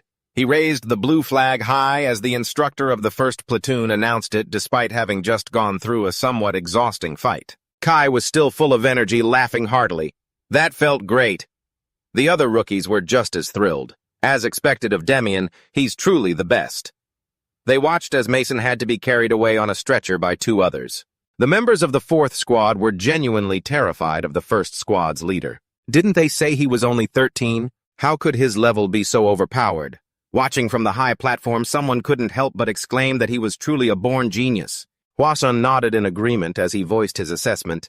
He might even be better than us instructors. Dudot, standing beside him, laughed and nodded, agreeing with what he said. I swear I can't even argue with that. Unexpectedly, a larger figure appeared beside them and asked, "What are you all chatting about so enthusiastically?" It was a moment that successfully drew everyone's attention and confusion. Standing before them was none other than Leonhart Belcan, the chief instructor of the 3rd Division of the Vedic Kingdom. Not realizing who had arrived, no one dared to be slow standing straight and saluting, "Glory to the kingdom." Not bothering to pay them any mind, Leonhart went straight to the point, eyes fixed on the target. Is that the kid you told me about, Brian? Looking toward Demian, who was being lifted up by the 1st Squad in celebration of his victory. He nodded, confirming his superior's question. Yes, that's him, sir. A smirk curled on Leonhart's lips as he spoke slowly, word by word. Looks like an interesting factor has just appeared. And then time passed as the rookies headed home, only for a young man to suddenly burst through the door of the 1st Squad's barracks and yell, "Whoa, that's beautiful!" as he chatted with the other teammates. Demian quickly turned to ask Shevo what all the commotion was about, and Shevo hurriedly replied that it seemed like some big shot had just visited the training camp. Remembering the scene he had witnessed, a clearly startled Shevo mentioned that the newcomer was an extremely famous instructor. He's from the 3rd Division. That old guy. He's a total legend in the training world. Seeing his own instructors looking completely dumbfounded at the mention of the special guest, Demian immediately stood up and asked the obvious question. An instructor from the 3rd Division? What's his name? Rubbing his head, Shevo tried to recall. I just heard it a second ago, but it slipped my mind. The name was... Demian was instantly struck by a wave of shock upon hearing the next name mentioned. Leonhart, I think. And in that very moment, Demian corrected the name swirling in his mind, Leonhart. Sure enough, Shevo nodded. Yeah, that's the one. Before Shevo could finish, Demian dashed past him, leaving him startled and suspicious. Demian, where are you going? The squad leader sprinted down the hallway with a stern, urgent expression, leaving Shevo deeply confused. What the hell is wrong with him? But meanwhile, Demian paid no mind to his surroundings, focusing solely on the vital thought in his mind. I have to see for myself. If it really was him. But little did Demian know, as he went to find out, Leonhart was already closing the distance from the opposite direction. His presence, of course, would attract that man's attention. Isn't that the recruit Demian from earlier? Brian, seeing this, looked joyful and exclaimed, Demian, I was just looking for you. Unexpectedly, Demian closed the gap between them, stood tall, and gave the most precise formal salute. Glory to the kingdom. Facing this greeting, Leonhart calmly confirmed, You're Demian, right? Of course, being his own name, Demian didn't hesitate to acknowledge it. Yes, that's me. The atmosphere suddenly turned quiet as Demian sank into his thoughts. The 3rd Division is actually connected to training camp number 3. But that place is so far away, I thought it would take ages to meet him. Regardless, the happiness Demian felt at meeting the person closest to him in his past life was immeasurable. It's been a long time. The man with the greatest influence on his life, his master. Standing in the long hallway, Leonhardt confirmed the information after Demian's respectful salute. So you're Demian. Outwardly, he remained composed, but inwardly he was intrigued. That stubborn old diamond keeps praising this kid, so I had to come and see for myself. Sensing the mana flowing through the boy's body, he silently praised him. He's practicing a top-tier mana circulation method, isn't he? Stroking his chin in thought. And looking the young man up and down, Leonhardt suddenly spoke up. I was watching earlier. Your swordsmanship is quite something. Have you set your sights on any unit after graduation? Hearing the question, Demian fell into deep thought for a moment. The unit he wanted. His lips moved as if organizing his words. I don't need to. Without hesitating too long, he gave his declaration with a face full of excitement. I intend to join the Neocalis unit. The moment that crisp answer echoed in the quiet air, it left Leonhardt stunned with surprise. Are you serious? Because compared to other organizations, Neocalis was not a place to be taken lightly. As a unit within the 3rd Division, their mission was to wipe out the monsters spilling out of the Johnson Forest. It was the most dangerous and harsh place. People died there every year. Because he understood this perfectly. Leonhardt felt both disbelief and curiosity at Demian's choice. Why on earth would you throw yourself into a place like that? Wouldn't it be better to live comfortably as a royal administrative official? Demian looked him straight in the eyes and replied with unwavering determination, because only there can I become stronger. With that firm answer, Leonhardt couldn't help but grin with interest. If you want, I can write a letter of recommendation to get you into the knight ranks. The words shocked Brian, who hurried to interject. Instructor, that place is reserved only for the nobility, standing before a door that countless people would trade everything to reach. Demian refused. I am very grateful for your offer, but I have already decided. Because in his heart, his goal was set. There is someone there I must meet.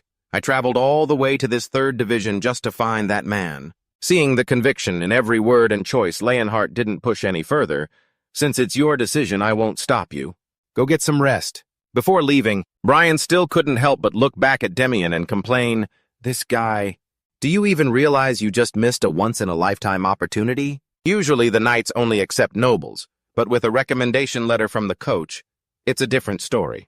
He immediately turned to Leon with a desperate look, trying to beg for a chance for the 13-year-old boy. Coach, I think Demian is still too young, so he doesn't quite realize what he just walked away from. Let me go talk to him and try to change his mind. But instead of agreeing, the instructor unexpectedly spoke up.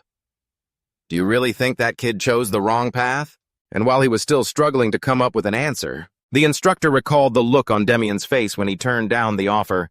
You must not have seen the look in his eyes back there. Speaking of which, he couldn't help but chuckle with genuine interest. It's rare to find a teenager like that. Where did he even come from? Only 13, yet he's got real backbone. No joke. With that thought and a look of satisfaction still on his face, he advised, don't push him anymore, just let him be.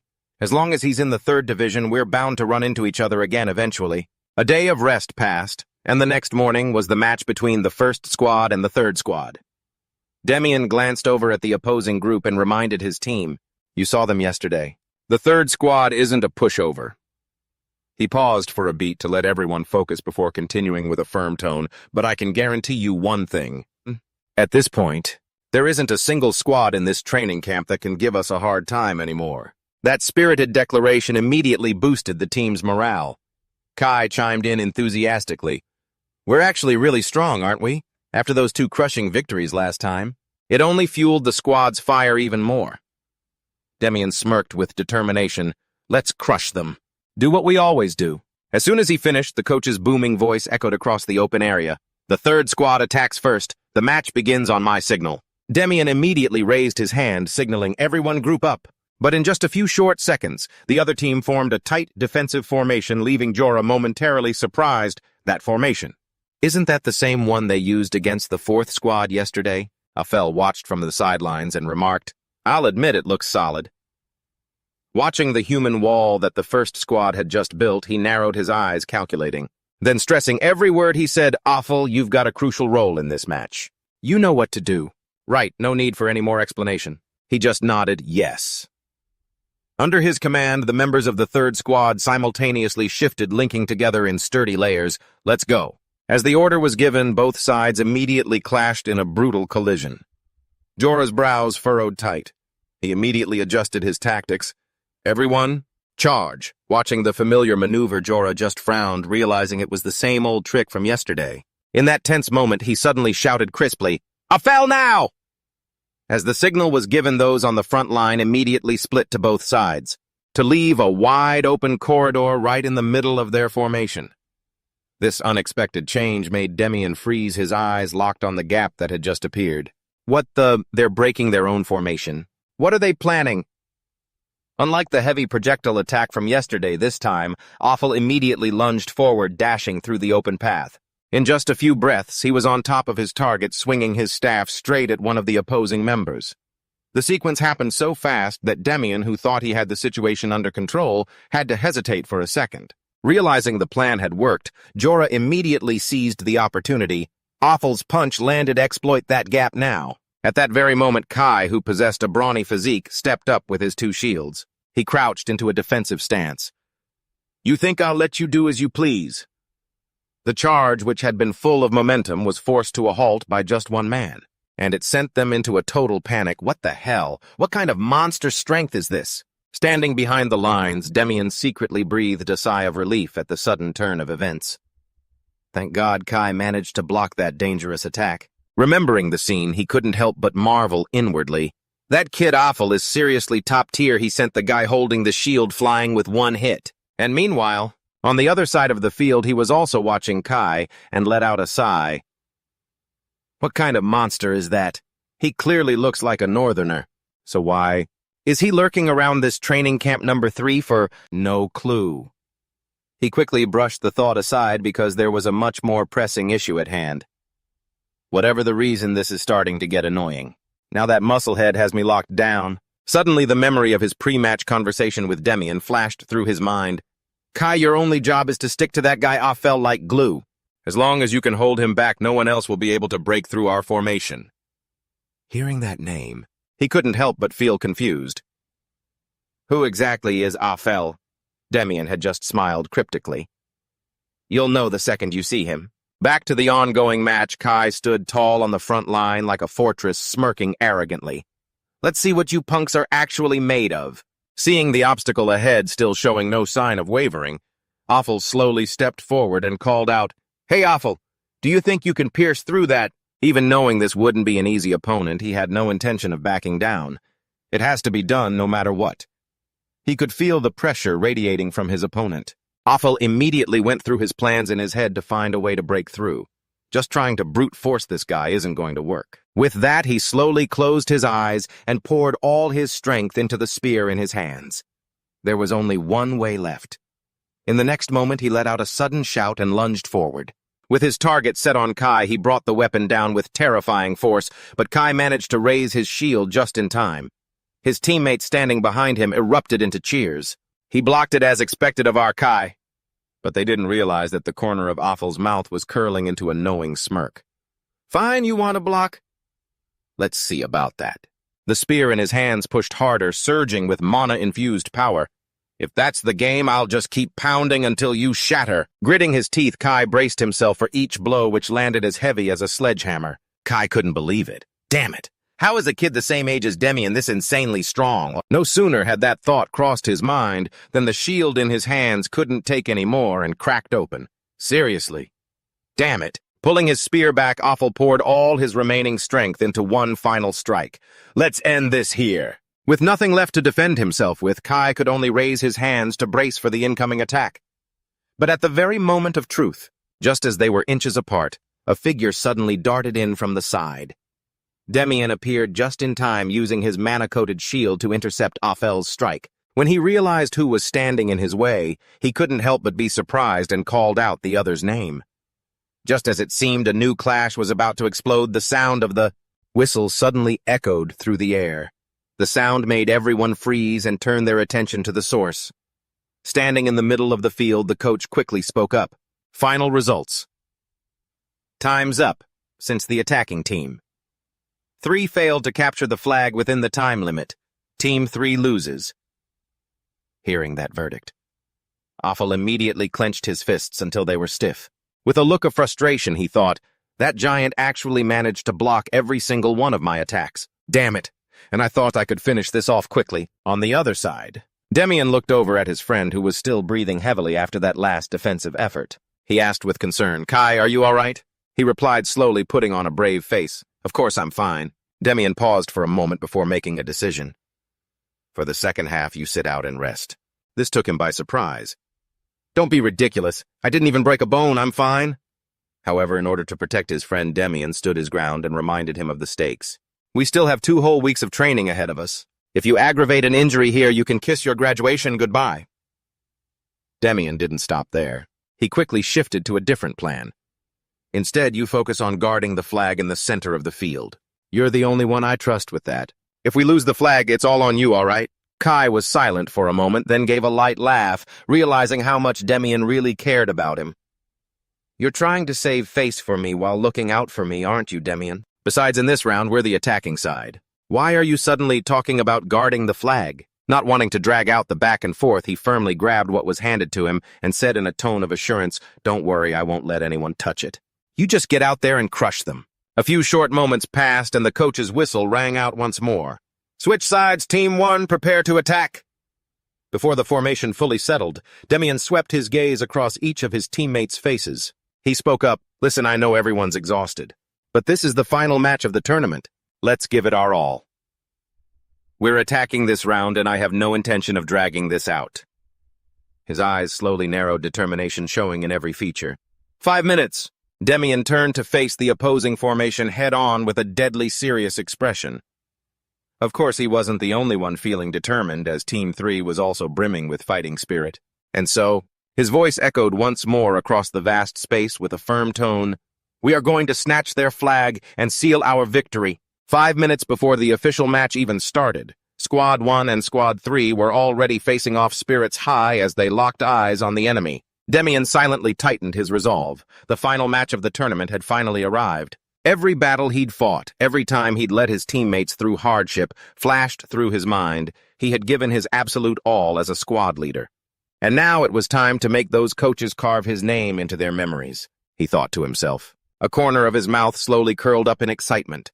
Demian kept his eyes fixed ahead, his fighting spirit burning fiercer with every passing second, especially if he could beat Squad 3 in this match. With a fellow in the way, the best rookie title was 100% guaranteed. His figure quickly came into view among the enemy ranks. Looks like he's planning to guard the flag himself. That's a lot of stamina to burn. Telling him to lead the front lines would be too cruel. Even though he felt bad this was decided from the start, either way a direct clash was inevitable. The atmosphere on this field turned tense as a taut wire when the announcement echoed across the arena. Squad 1 attacking Squad 3, defending the final match begins. The moment the signal dropped, Demian immediately looked back at his group and shouted, Floor it! Let's go all out from the start! Focus everyone, and follow me. A roar of agreement went up, filled with spirit, and immediately after the entire Squad 1 moved in their prearranged formation. They lunged toward the enemy's territory, leaving the spectators stunned. What the hell, why are they moving so fast? Running at that breakneck speed? And the formation didn't even shift a millimeter. The more Guerra watched, the more he felt the pressure brought by the enemy, led by that guy Demian. They are definitely not messing around.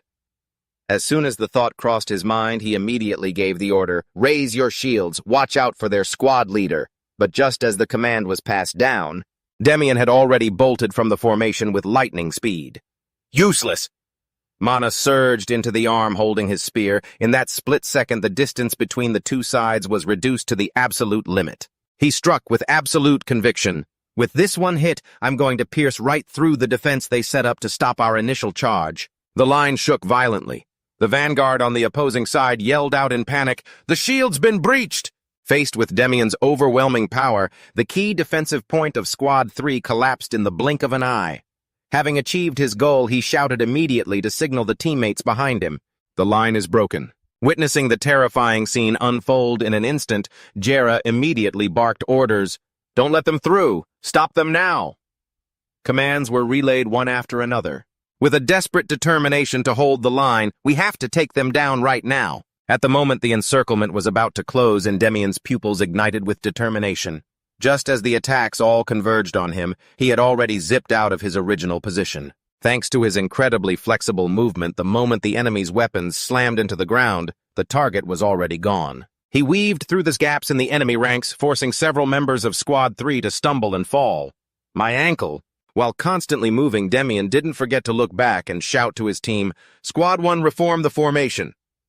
Kai and the remaining members immediately picked up the pace. They rushed forward to finish off the panicked rookies. "You've already made it this far, huh?" Seeing that Guerra's face couldn't help but pale, his expression tightening stage by stage. "No way. How can they get past this fast?" A fellow standing to one side quickly reached a conclusion. "No matter what, that guy is the biggest threat." His brows knit together as he assessed the situation. "As long as we lock Demian down, they won't get a finger on the flag." Saying this, he handed the flag to his captain and instructed, "I'll hold him off. You just make sure to keep that flag safe." A wordless call escaped his lips. A fellow looked at the back, currently preparing to step into the front line. In Guerra's heart, complex emotions welled up. "Never did I think there would come a time when I'd have to rely on this kid in a situation like this." Seeing a fellow slowly walking toward him through the dust, Demian realized, the final showdown has finally arrived. That image brought back memories from his past life. The future great general, a fellow Van Chill. While Demian was busy reminiscing, a fellow suddenly leaped into the air. Then he appeared right above his head. Faced with the sudden strike, he remained calm. If I want to see how my skills stack up against a guy like him, then this is the perfect opportunity. As he leaned to dodge the incoming attack, his mind didn't stop for a second. That first strike was just a feint. Realizing his opponent's intent, Demian's lips curled up in excitement. "If that's the case..." His eyes stayed glued to every shift in a fellow's movement. As the next attack was unleashed, "He's quick, but this one is the real deal." The weapon in his hand was instantly raised to meet the downward strike, creating a violent shockwave between the two distinct mana currents. The attack, which had been carefully calculated, was parried, precisely leaving a fellow taken aback. However, he quickly adjusted his rhythm, retracted his stance, and stepped back while Demian's hand tightened around the hilt of his weapon. As the mana continuously surged and flowed within him, Awful go all out. The fighting spirit in his heart swelled higher and higher, blurring the distance between the two of them. "In the blink of an eye, I'm going to throw everything I've got at you to take you down." Before the powerful blow could land, Awful managed to raise his weapon in defense just in time. But Demian wasn't about to give up right there. He decisively raised his staff again, and another fierce blow came crashing down. The force passing through his weapon made Awful's expression shift for a moment. The amount of mana was so intense it almost snapped his spear. Continuously parrying the relentless attacks from the front, the more they fought, the more stunned and suspicious Awful felt. Is he actually a commoner? Don't tell me he's the same kind of monster as I am. The questions in his heart grew greater than ever. How could Demian, a complete wildcard, control mana with such incredible mastery? Facing the energy still churning fiercely before him, Awful couldn't help but smile bitterly to himself. He never expected to run into such a brick wall in this pipsqueak training camp, a wall standing so imposing and tall. After a round of clashes, Demian suddenly pulled back and said calmly, "Let's end this, shall we, Awful?" Awful immediately unleashed every bit of force he had stored in his body. It transformed into a shockwave, blasting straight forward. "You definitely can't block this one." The spearhead tore through the air, and in an instant it shattered the weapon guarding his chest. Then it slammed right into Awful without hesitation. The immense pressure sent him flying, rolling several times across the ground before he struggled to stand back up. Awful winced from the pain spreading throughout his body. Seizing the moment when his opponent couldn't stop him, Demian immediately ignored him and sprinted toward the target. But behind him, Awful could only watch helplessly, unable to do a thing. "Damn it!" His vision started to blur, but he still tried to reach for the item. As the representative of his squad, in just a split second, Demian successfully grabbed the flag and held it high above his head amidst the cheers from the first squad's instructor. Witnessing the scene, Awful could only grit his teeth and accept the result. Holding the flag, Demian quickly approached the person he had just battled. "You were good." He reached out a hand to pull his opponent up and offered his praise. "Great fight, Awful." Awful nodded and replied, "Congrats to you, but next time I won't lose." Faced with that determined declaration, Demian flashed a bright smile. "In that case, we should just be on the same team next time to be safe." "I don't think I have enough in me to beat you up a second time." Facing that brilliant sun-like smile, Afel felt no resentment at all. As he stood firm again, he lightly punched Demian's chest and retorted, "Stop being so humble, will you?" In Demian's heart at that moment there was a sense of excitement when thinking about the future. He had truly defeated Offel Van Chill. Perhaps this experience might have inadvertently turned him into an even more terrifying monster, who knows? Quickly brushing the thought aside, Demian turned to look at his teammates who were cheering non-stop. But that's a problem for later. For now, he had to enjoy the joy of victory with his crew. And in that moment, at a spot not far from the competition area, the instructor watched it all and calmly concluded, "So it all ends with a victory for the first squad. Must ensure the remaining 2 weeks of training go just as smoothly as this." Hearing this, Leon Hart behind him just smiled and confirmed, "Exactly." From his vantage point, he captured the moment Demian enjoyed the applause of his team. Let the kids taste the sweet flavor of victory. First, standing firm before a table laden with attractive food, he couldn't hide his excitement mixed with hunger and shouted, "Are you kidding me? Is this for real? We get to eat like kings right here in the training camp. This squad prize was worth every penny." Demian watched his teammates devouring the meat and whispered to himself in amazement, "They just pushed themselves to the limit. Look how energetic they are. But it's expected. It's not every day you get to stuff your face with meat like this." He looked around, searching for someone's silhouette. "Master looks like he's gone. A pity I still wanted to talk to him a bit more." Suddenly, Raymond appeared and asked to join in. "Mind if I sit here with you?" A student immediately stood up and hurriedly offered his seat. "Instructor." "Yes, of course, sir. Please sit down." He took the seat and showed visible curiosity. "Demian, you're still sticking with your decision from yesterday, aren't you?" "You mean the offer from Instructor Leon Hart?" He didn't react with much excitement and simply replied, "Yes, that's right, sir." Zemon heard this and could only laugh helplessly. "Such a shame. It's such a rare opportunity." He glanced over to probe him again. "But do you know about this yet?" Demian was naturally curious. "What is it, sir?" Zemon then recounted an event that had taken place recently. Instructor Leon Hart also extended an invitation to the Knights squad to Offel too. Guess what his answer was? He calmly replied, "Whatever he chooses, I'll respect his decision. Offel's life is his own to decide after all." He couldn't help but chuckle at that answer. "You really are such a tedious kid." Demon watched the other for a few seconds and thought to himself, "I came out here to advise you to reconsider joining the Knights, but it looks like nothing I say will change your mind." That being the case, he stood up and raised his glass, his voice ringing out with goodwill. "Listen up, everyone. You've all worked incredibly hard over the past 2 weeks. I wish you the very best. We're right back to training again tomorrow. Get your heads in the game. I hope you'll all push yourselves to hit your personal goals." Everyone cheered happily, raised their glasses, and shouted in unison, "Glory to the kingdom!" Time flew by in the blink of an eye, and before they knew it, they were in the 3rd and final week of training. The instructor crossed his arms and roared, urging them on. "Thrust harder, faster, move it."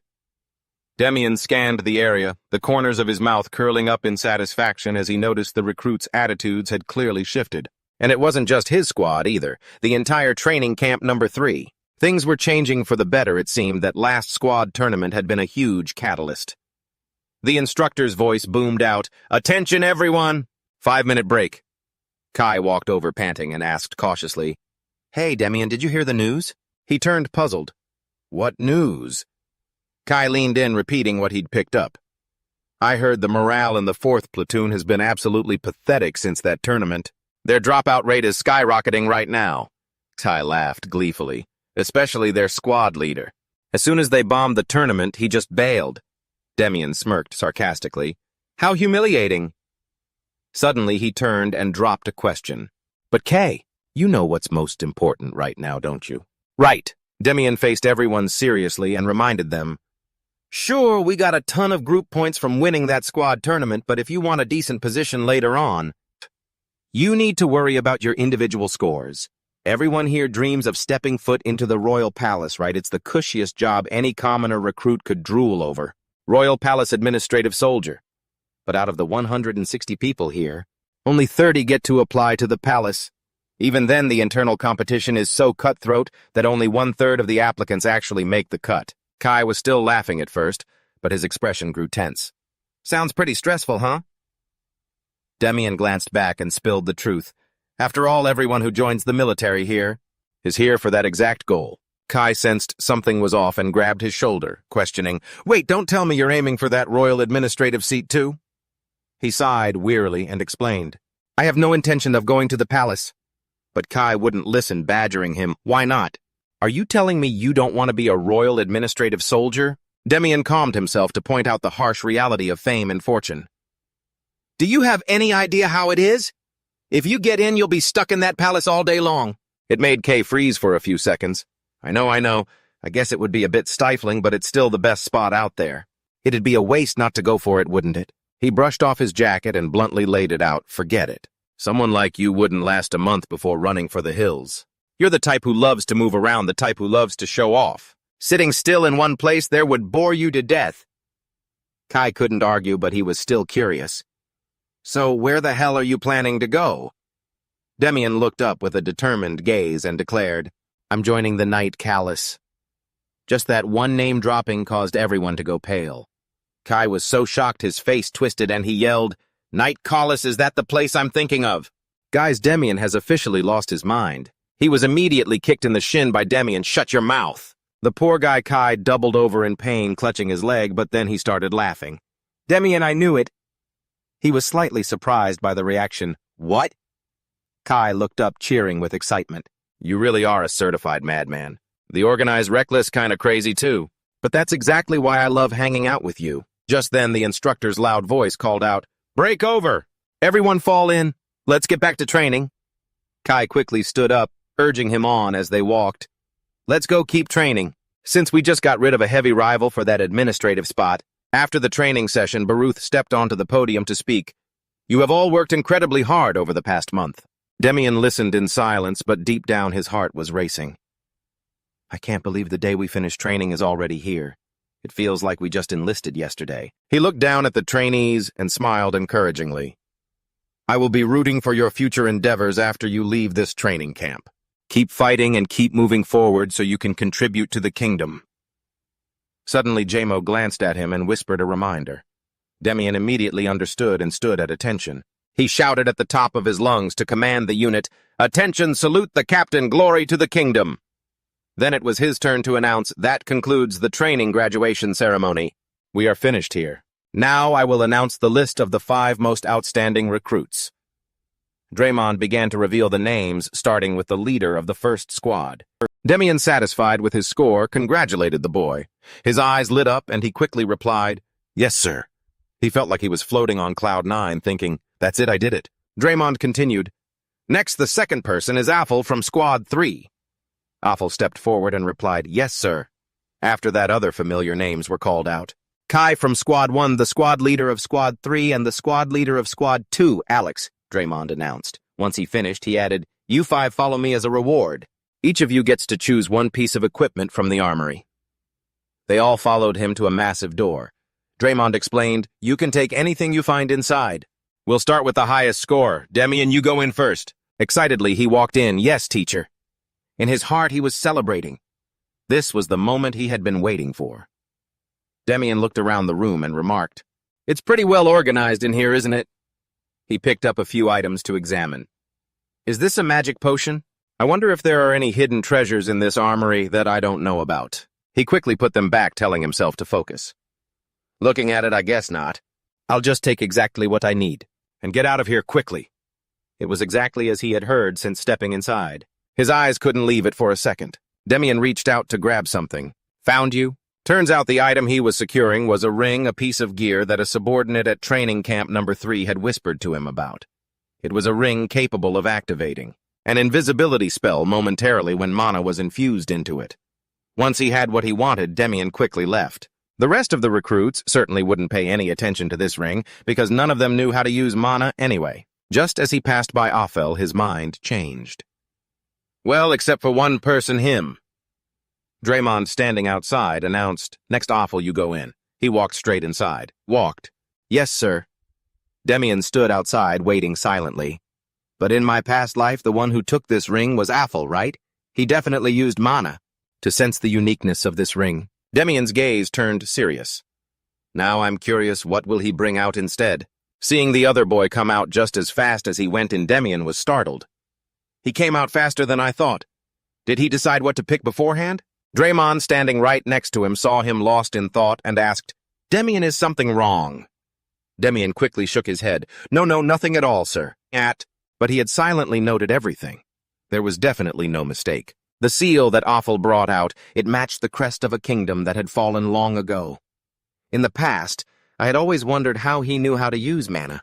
At such a young age, a thought flashed through his mind. Don't tell me! Offal has a deep connection to that ancient kingdom. Draymond locked the large door and asked, "All right, everyone has their item now, right?" He stroked his chin deep in thought about Offal's choice. "Offal, do you know what this is?" Offal calmly explained, "I just felt a divine power coming from it, so I decided to take it." Draymond smiled, satisfied to see the boy understood, and provided more information. Divine power, huh? That makes sense. This is a seal imbued with the power to exorcise evil and avoid misfortune. He looked at the other two and remarked in awe, "You brought a spear not bad at all. And that's a shield crafted by the artisan Quato." Finally, his gaze landed on Demian. Draymond was a bit hesitant. "And Demian, are you sure about that one? That ring only helps you reduce a bit of your body weight." Surprised, Demian asked, "Body weight, sir?" Draymond was a little taken aback and offered, "Did you pick it at random without knowing what it was? Let me try wearing it to see." But Demian had already quickly put it on himself. He tried moving around on the spot, his eyebrows arching up. "Oh, surprisingly, it helps me feel much lighter than I imagined. With this, I'll be able to move much faster on the battlefield." Draymond stepped closer and asked seriously, "Are you satisfied?" Demian nodded decisively and explained, "Yes, it's actually much better than I thought." Inside, he was incredibly excited. Invisibility and weight reduction. This ring is truly an A-rank holy relic. Seeing everyone was satisfied, he announced the next procedure. "All right, let's head back. You all need to go submit your applications for your unit choices." And reaching the room, James handed out the application forms, asking Damian to fill his out too. Damian firmly stuck to his choice of the neonatal unit, and James just rolled his eyes, sighing inwardly. The more he thought about it, the more of a pity it seemed. If Damian joined the Knights, he would definitely go far, but Damian stopped writing and handed his request form back. "I've finished writing." Raymond reached out to take it. "All right." He was still worried, so he reminded him carefully, "Of course I know you can handle yourself, but that place is extremely dangerous, so please be careful." Damian heard this and nodded, responding, "Yes, sir, thank you for your concern." And Damian finally let out a sigh of relief as the announcement came. "You've worked hard all throughout the past month." Receiving the notice that he could set off in a few days, Damian bowed once more to express his thanks for everything. "Thank you, Coach." And he pushed the door open to leave the room now that everything was settled. Damian's gaze lingered on the familiar space that he had grown attached to. At long last, I'm almost there. For some reason, he felt a mix of joy and sadness. Suddenly, a shout echoed through the hallway, and Damian was slightly surprised that the other person had found him. "Offal, is that you?"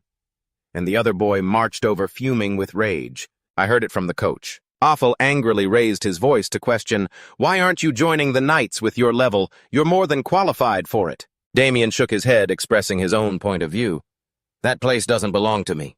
As Offal bit his lower lip to hold back his emotions, lowering his voice to say, "I'm going to join the Knights. I've already received a recommendation letter from Coach Leon H. He knew that already, so he just smiled and encouraged him. "That's a wise choice. You'll surely do well." That only made Offal more annoyed, yet he couldn't do anything about it. "You say it's a wise choice, yet you're the one refusing it. You really are impossible to figure out, Damian."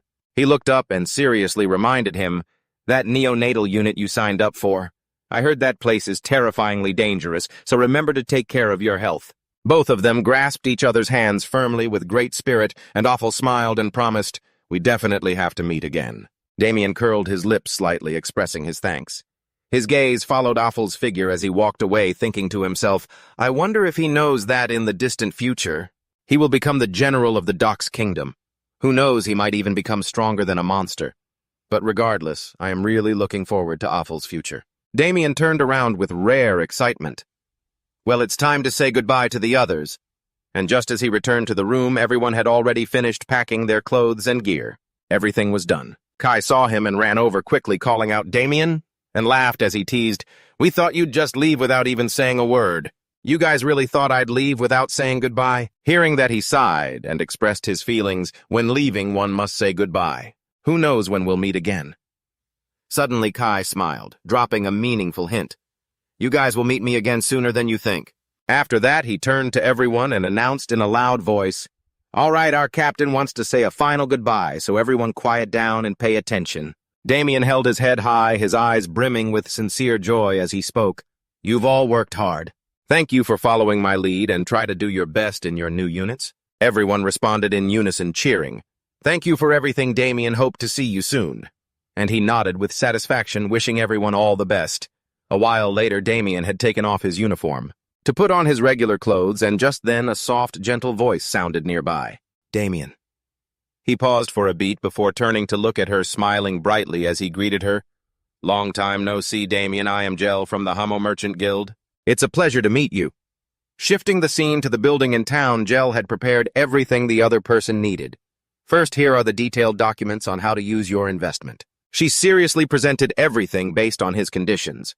We expect a return of 3% of net revenue, and Damien reviewed each page with surprise and satisfaction. That's great. I didn't expect her to plan the use of my investment so neatly. Jell put on a professional smile and said, If you have any questions, feel free to ask. He put the documents down, sealing the deal. After seeing this, I don't have any more questions. Let's proceed with this. Later, there will be staff bringing the insurance money under my name. She took back the documents, intending to move on to the next procedure. Understood. And as for the detailed contract, suddenly Damien waved his hand in refusal. That's not necessary. A contract is only needed when there's conflict between both parties. I trust you'll handle everything well. That sudden trust also left Jell quite surprised. You really are a very special person, Damien. And he placed a small chest on the table and said, Please check this. This is the investment as promised. And as soon as it opened, she couldn't hide her astonishment. Damien on the table right now was a whole chest of glittering gold. Jell was stunned, guessing the investment amount as promised was 300 gold coins, but this looked to be over 500. Damien snapped his fingers and explained, That's just a small token of my appreciation for your hard work. She still couldn't recover, intending to adjust a few things. Then I have to revise the investment amount in the contract. But it was still blocked by him. It's fine. In his heart, Damien had been satisfied from the start. She easily looked down on me because of my age and youthful appearance, but the documents she prepared for me as a true investor were quite impressive. JL suddenly became a bit curious about the other person's aspirations. You just finished your training course, right? That means you are about to move to your assigned unit. Where are you going? You calmly and honestly shared, I'm heading west. I registered for the Neo-Callus unit near the border zone forest. She went from one surprise to another. What, the Neo-Callus unit? Don't tell me you volunteered for that. Damien shrugged, looking somewhat arrogant. Do you really think the top student of the class would be forced to go there? The corner of Damien's mouth curled up teasingly, asking, Is something the matter? If I happen to kick the bucket, that investment will just belong to the Homo Trading Guild anyway. To my surprise, JL replied very seriously, Please don't say things like that. I don't like that kind of joke. It made you raise an eyebrow, secretly impressed. I thought she was just a gentlewoman, but she's as sharp as a razor at times like this, isn't she? She regained her composure and asked further, When do you depart? Damien replied truthfully, In 3 days. JL stood up, then offering a promise of great reliability. Understood. I will use the investment you entrusted to me as effectively as possible. Seeing her leave, you let out a sigh of relief. The investment deal is done. Damien was full of excitement, determined to enjoy himself well. All right, then. In 3 days, I'll be buried in that terrifying forest, so from now until then, I've got to eat some delicious food to my heart's content. So you dove into a pub, downing many glasses of beer with great refreshment. Then Damien stopped by a BBQ stall, buying skewers one after another and devouring them until he got sleepy. You fell asleep right on the street, sleeping soundly until the departure day. Damien held the map, whispering to himself, I should probably get going around now. Your eyes glanced back to check the supplies. The necessary gear was almost all gathered. Now all that's left is to go. But suddenly a strange feeling pressed against your back, making Damien freeze. When he turned around, he was extremely stunned to see, Kai, why are you here? Kai laughed out loud, saying, Didn't I tell you that we'd meet again soon? Damien narrowed his eyes, probing, Kai, don't tell me. Suddenly, Kai called out to Damien, directly, full of momentum, assertively declaring, Do you really think our relationship only stops at being classmates in the training camp? I also registered for the Neo-Callus unit. Demian, let's do great things there, shall we? Shall we? Kai walked over, slung his arm around Demian's shoulder, and urged, "Let's get going, shall we?" As the two were excitedly about to leave, a voice rang out to stop them. "Wait a second." This sentence made Kai startle and look up, asking, "What is it?" JL walked over, smiling shyly, and said, "Thank goodness I'm not too late." Kai stared blankly at the girl in front of him and asked, "What wind blew you here?" Demian was also curious. "And what's with all this stuff?" She explained, "I heard the Neocalis unit is stationed far away, so I prepared this carriage for your trip. Inside are some snacks that keep for a long time, as well as some necessities you might need." Demian heard this and was even more confused. "But why would you do that?" "Remembering your previous look and words, just to repay the favor you did for me," JL affirmed, "just like the way you repaid my sincerity. Demian, my family has always engraved the rule of give and take in our hearts, so I spent the last 2 days gathering all this." She bid them farewell, "Safe travels, you two." This pile of gifts made Kai extremely delighted. Kai praised her. "She's really generous, isn't she?" Being praised, JL scratched her head and replied, "Think of this as an investment. Since you told me to invest more in the future." Demian was startled by this and asked, "What did you say?" You laughed until your stomach hurt, thinking to yourself, "She's a terrible liar, but this girl is more interesting than I thought." You then turned away, not forgetting to leave a promise, "All right. See you later." JL bowed to respond, "Yes, goodbye, Demian." The two men stepped onto the carriage simultaneously and started off. JL stood behind, watching the carriage move further and further away until it disappeared from sight. The journey for Kai and Demian lasted about a few days. Finally, the two could see a town in the distance. Kai sat in the carriage stomach, turning inside out, complaining, "Damn it! Why is this road so bumpy? It's turning my stomach," Demian exclaimed. "Walking would probably have made our limbs fall off." You pointed outside and announced, "Anyway, looking at the silhouette of the Urkon Defense Force, that means we've reached Urkon." Kai wondered, "But I don't see any sign of people around here at all." Demian sat leaning his arms against the back wall and explained, "Probably because of the monsters. Or maybe they're all in the border zone forest. Most of the residents in Urkon make a living by going into the border zone forest to pick a type of herb called a mancho. A mancho is a poisonous plant that causes high fever and diarrhea. But when processed correctly, it becomes the key ingredient for an incredibly mild painkiller. 60% of the kingdom's amato supply is harvested from the coastal forest. John Zion says that no matter how dangerous it gets, the villagers can't just quit the job. After getting out of the vehicle, Demian eagerly urged them to hurry to the base. "Let's head out." The two walked into a desolate, secluded place where the streets were empty, and Kai frowned as he spoke. "Hey, Demian, don't tell me." He pointed forward and asked, "You mean that building over there? Are you sure that place is even habitable? It looks like it'll collapse if you just touch it." Meanwhile, Demian keenly caught the scent of blood nearby. Seeing no reply, Kai called out, confused, "Demian." Then Demian warned him someone's coming. From far away, a fairly large group of people was slowly heading toward them. This group didn't seem very strong. Some were even injured and had to be supported by others just to walk. And on their shoulder guards, everyone had the symbol and the word Neo engraved. As the group passed by, a young man glanced at Demian with an unfriendly look. After that, the group disappeared behind the pitch-black door. Kai looked at them and exclaimed, "Man, look at their faces. They look just like wandering ghosts." Demian could only sigh and remind him, "You have to get used to that, Kai. This is a place where people face life and death every single day."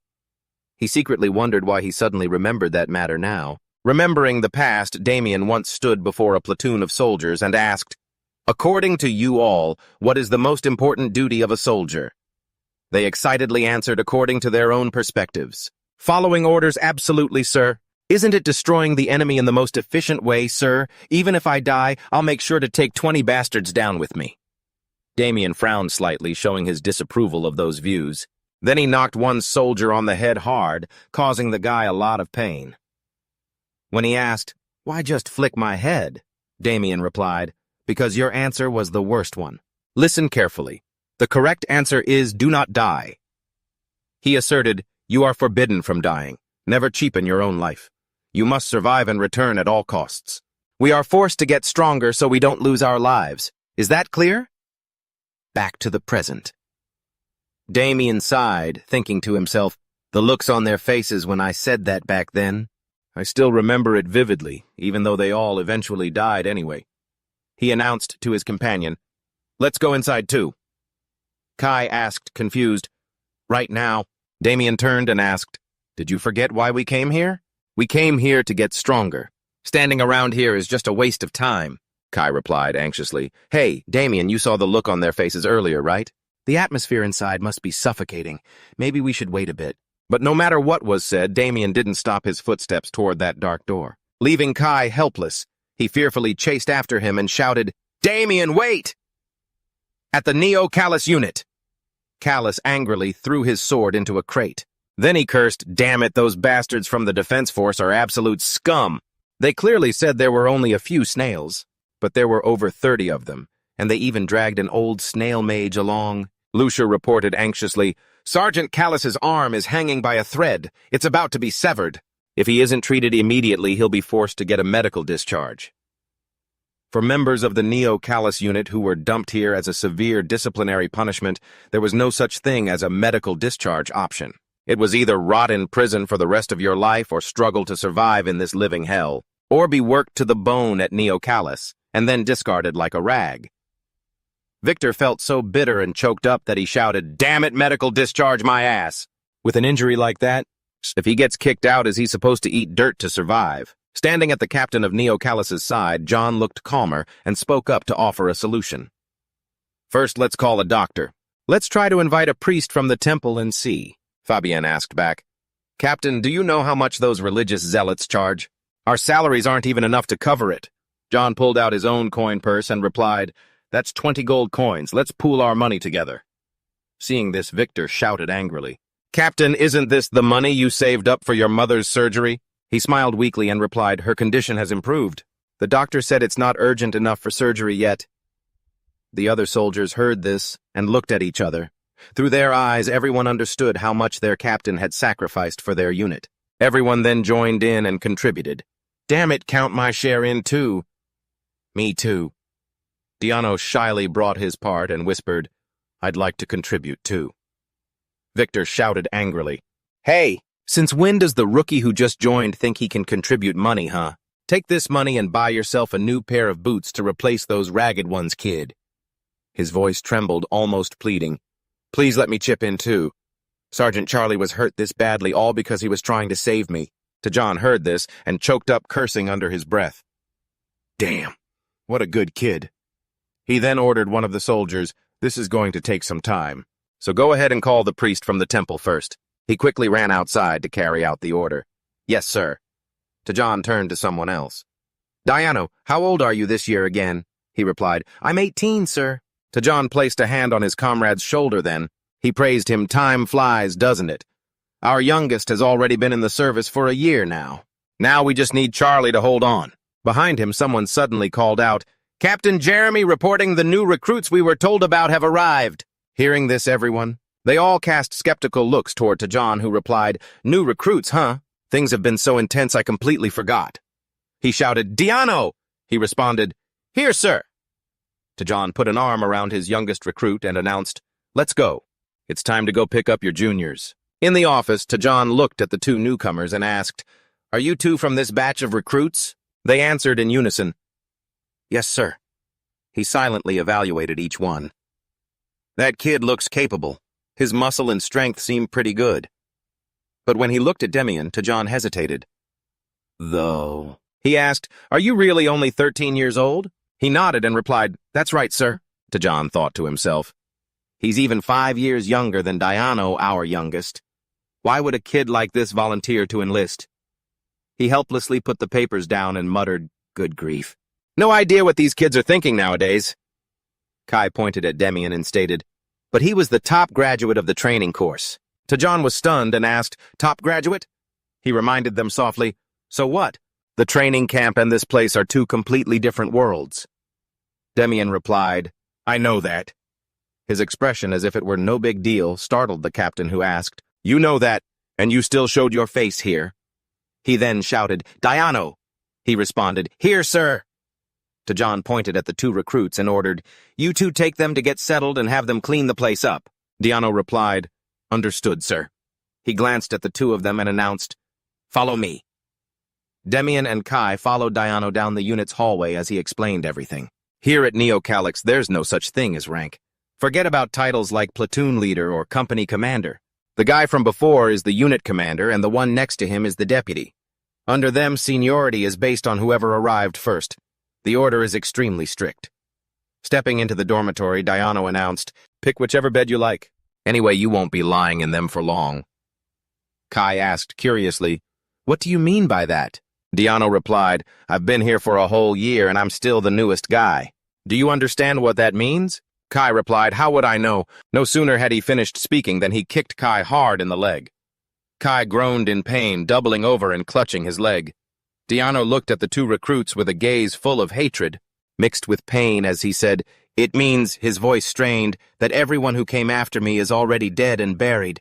This sentence made Demian and Kai freeze speechless. Diano turned and left the room, not forgetting to remind them, "Go ahead and unpack, then clean the barracks first. Once you're done, I'll explain the rest." Kai sat down on the bed while Demian turned to carefully observe the room. Kai angrily swore. "What kind of jerk talks like such a jinx?" Seeing that Demian didn't seem angry at all, he asked, "And why are you smiling again?" He just casually replied, "I smile when I feel like it," Demian whispered to himself. So he still hasn't changed at all. Then he spoke up. "Start cleaning Kai." Kai questioned him. "Are you serious?" Demian picked up a cloth and answered, "We have to do it anyway, so we might as well do it right. This is our first mission, isn't it?" Demian couldn't help but tease, "Clean it until it's clean enough to eat off of." This made Kai shout back in anger, "Do I look like a janitor to you?" A while later at the Neocalix cafeteria, Diano sat quietly in a corner thinking to himself, "I'm afraid every time a new comrade joins, I end up getting fond of them and growing close to them, remembering those times he had been friendly and chatted with the new recruits. Today is your first mission, right? Watch carefully. Take it easy today. Stay in the back. Just one moment of carelessness is enough to cost you your life." But Neocalix is exactly that kind of place. Because before I knew it, I stopped looking out for the new recruits because sooner or later as time passes, they'll all lose their lives. But these new recruits, I don't know why, but that kid is the one bothering me the most. The way he looks at me, it's like he's known me for a long time. While I was lost in thought, the cobbler called out, "Hey, Diano, your boots are all fixed up." I took the boots and thanked him. Then we chatted for a bit, but then he asked, "By the way, I saw a few clueless kids standing in front of your base earlier. Are those the new recruits?" I replied, "So you saw them too?" He laughed and said, "They looked so lost I thought they were from the defense force, but it turns out they're your juniors." I didn't dare answer, that just bowed my head and said, "I'll come by again next time." As I walked, I thought to myself, juniors, damn it, I have to crush their arrogance as soon as I get back to the room. Staring at the base gate ahead, I muttered, "Eagerness, confidence, pride. Those things will only get you killed in a place like this." I figured there was no way they'd actually done a decent job cleaning. But as I walked in, I was shocked Demian was there, face covered in dirt, turning to greet me. "You're back, sir." Everything in the room was blindingly clean. He called the other new guy to come eat, and two others even patted my shoulder, saying, "Even we're a bit spooked by this." "Diano, how hard did you work these kids?" I stammered, terrified. I didn't do anything." Demian then brought over a bucket of water and reported, "We've finished cleaning as ordered. Please, sir, check if there's anything else that needs doing." Looking at the room spotless and free of even a speck of dust, I felt uneasy. Usually when I tell them to clean, they just half-ass it. How is it this squeaky clean? I wondered if this was their way of getting back at me, a passive-aggressive power move. Commander Tajan was standing in the back, laughing his head off. He praised the recruits, saying, "They're amazing. It looks like a brand new barracks." The soldiers looked around confused by his expression. Is the commander actually laughing? The guy who supposedly got no emotions. Tajan then turned serious and called out, "New recruits, get over here." He asked, "Did you two really clean all of this by yourselves?" They both answered in unison, "Yes, sir." He curiously asked, "Why go to such lengths?" "A quick sweep would have been enough," Demian replied sternly. "That was your order, Senior Diano. We simply carried it out properly because it was your command." Tajan listened. He looked deep into the young soldier's eyes, thinking, "After all my years on the battlefield standing on the edge of life and death, I only need one look to know someone's potential. That big kid over there, with a little more training, he's ready for combat. But this kid, I can't read him at all. A top-scoring cadet, why would he throw himself into this hellhole? There's definitely a hidden motive for him to be here." But before figuring that out, Tajon ordered, "Attention, everyone." Everyone looked over, curious about what the order would be, but contrary to his usual serious tone, Tajon smiled and announced, "From today on, these two are the youngest members of our unit. Give them a warm welcome." Demian and Kai smiled at each other, happy. It was a well-deserved result for their hard work and dedication. Diano was lying on the wooden slats with Demian. I asked, "Hey, Demian, when do you think this war will end? Do you think it even will?" He was quiet for a moment, his gaze dropping. Then he replied calmly, "When we surrender, the war ends." Suddenly, I closed my eyes and said firmly, "Demian, you absolutely cannot die before me." Demian turned to look at me, eyes narrowed. "Did you eat something rotten? Why are you being so sappy all of a sudden?" I laughed it off, just felt like saying it. "Promise me." As the memory faded, Demian sighed, filled with longing. He thought to himself, "Back then I didn't even bother answering him, but in the end I kept my promise." He recalled the memory of himself standing over Diano's dead body.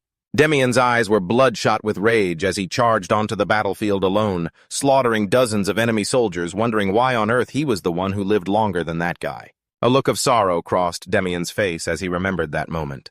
Damn it. Sitting up and rubbing his face, he thought to himself, no point trying to sleep now. Might as well spend this time practicing mana accumulation. Demian quickly put on his training gear and stepped outside. Deep in the forest, he caught a glimpse of someone training. Demian wondered, suspicious. Who's training at this hour? It was Diano practicing his swordplay under the soft moonlight. Demian stood to the side, watching closely without making a sound. He sighed inwardly. Even in our past life, he was a total training freak. Still, Demian watched him lean on his sword, panting heavily. Why does he use his sword like that fighting style? It completely contradicts his greatest strength. Speed. Demian let out a helpless sigh, thinking, right, I remember now. Back then it took so much effort to convince him to switch weapons. If I walk up and tell him now, he'll probably punch me, even if he couldn't actually land a hit on me. He turned around and silently walked away. Better not bother Diano while he's training. It took me so much effort just to build up a little favorability. Don't want to ruin it now. There will be a better time to talk later.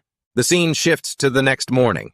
Everyone gathered at the foot of the massive mountains, looking around and grumbling. Man, no matter how many times I see this training ground, it gives me the creeps. Looks like we're going to be worked to the bone today. Valen turned to the soldiers nearby and started stirring up trouble. Too boring waiting for the captain. How about a bet, guys? Want to bet on whether these two new recruits can survive? Until the end of today's training session, the whole group erupted, jumping on the bet. I'll put down 10 silvers that they can't even make it through the morning. I bet 20 silvers they'll pass out right after the morning shift. Sky and Demian watched everything from afar.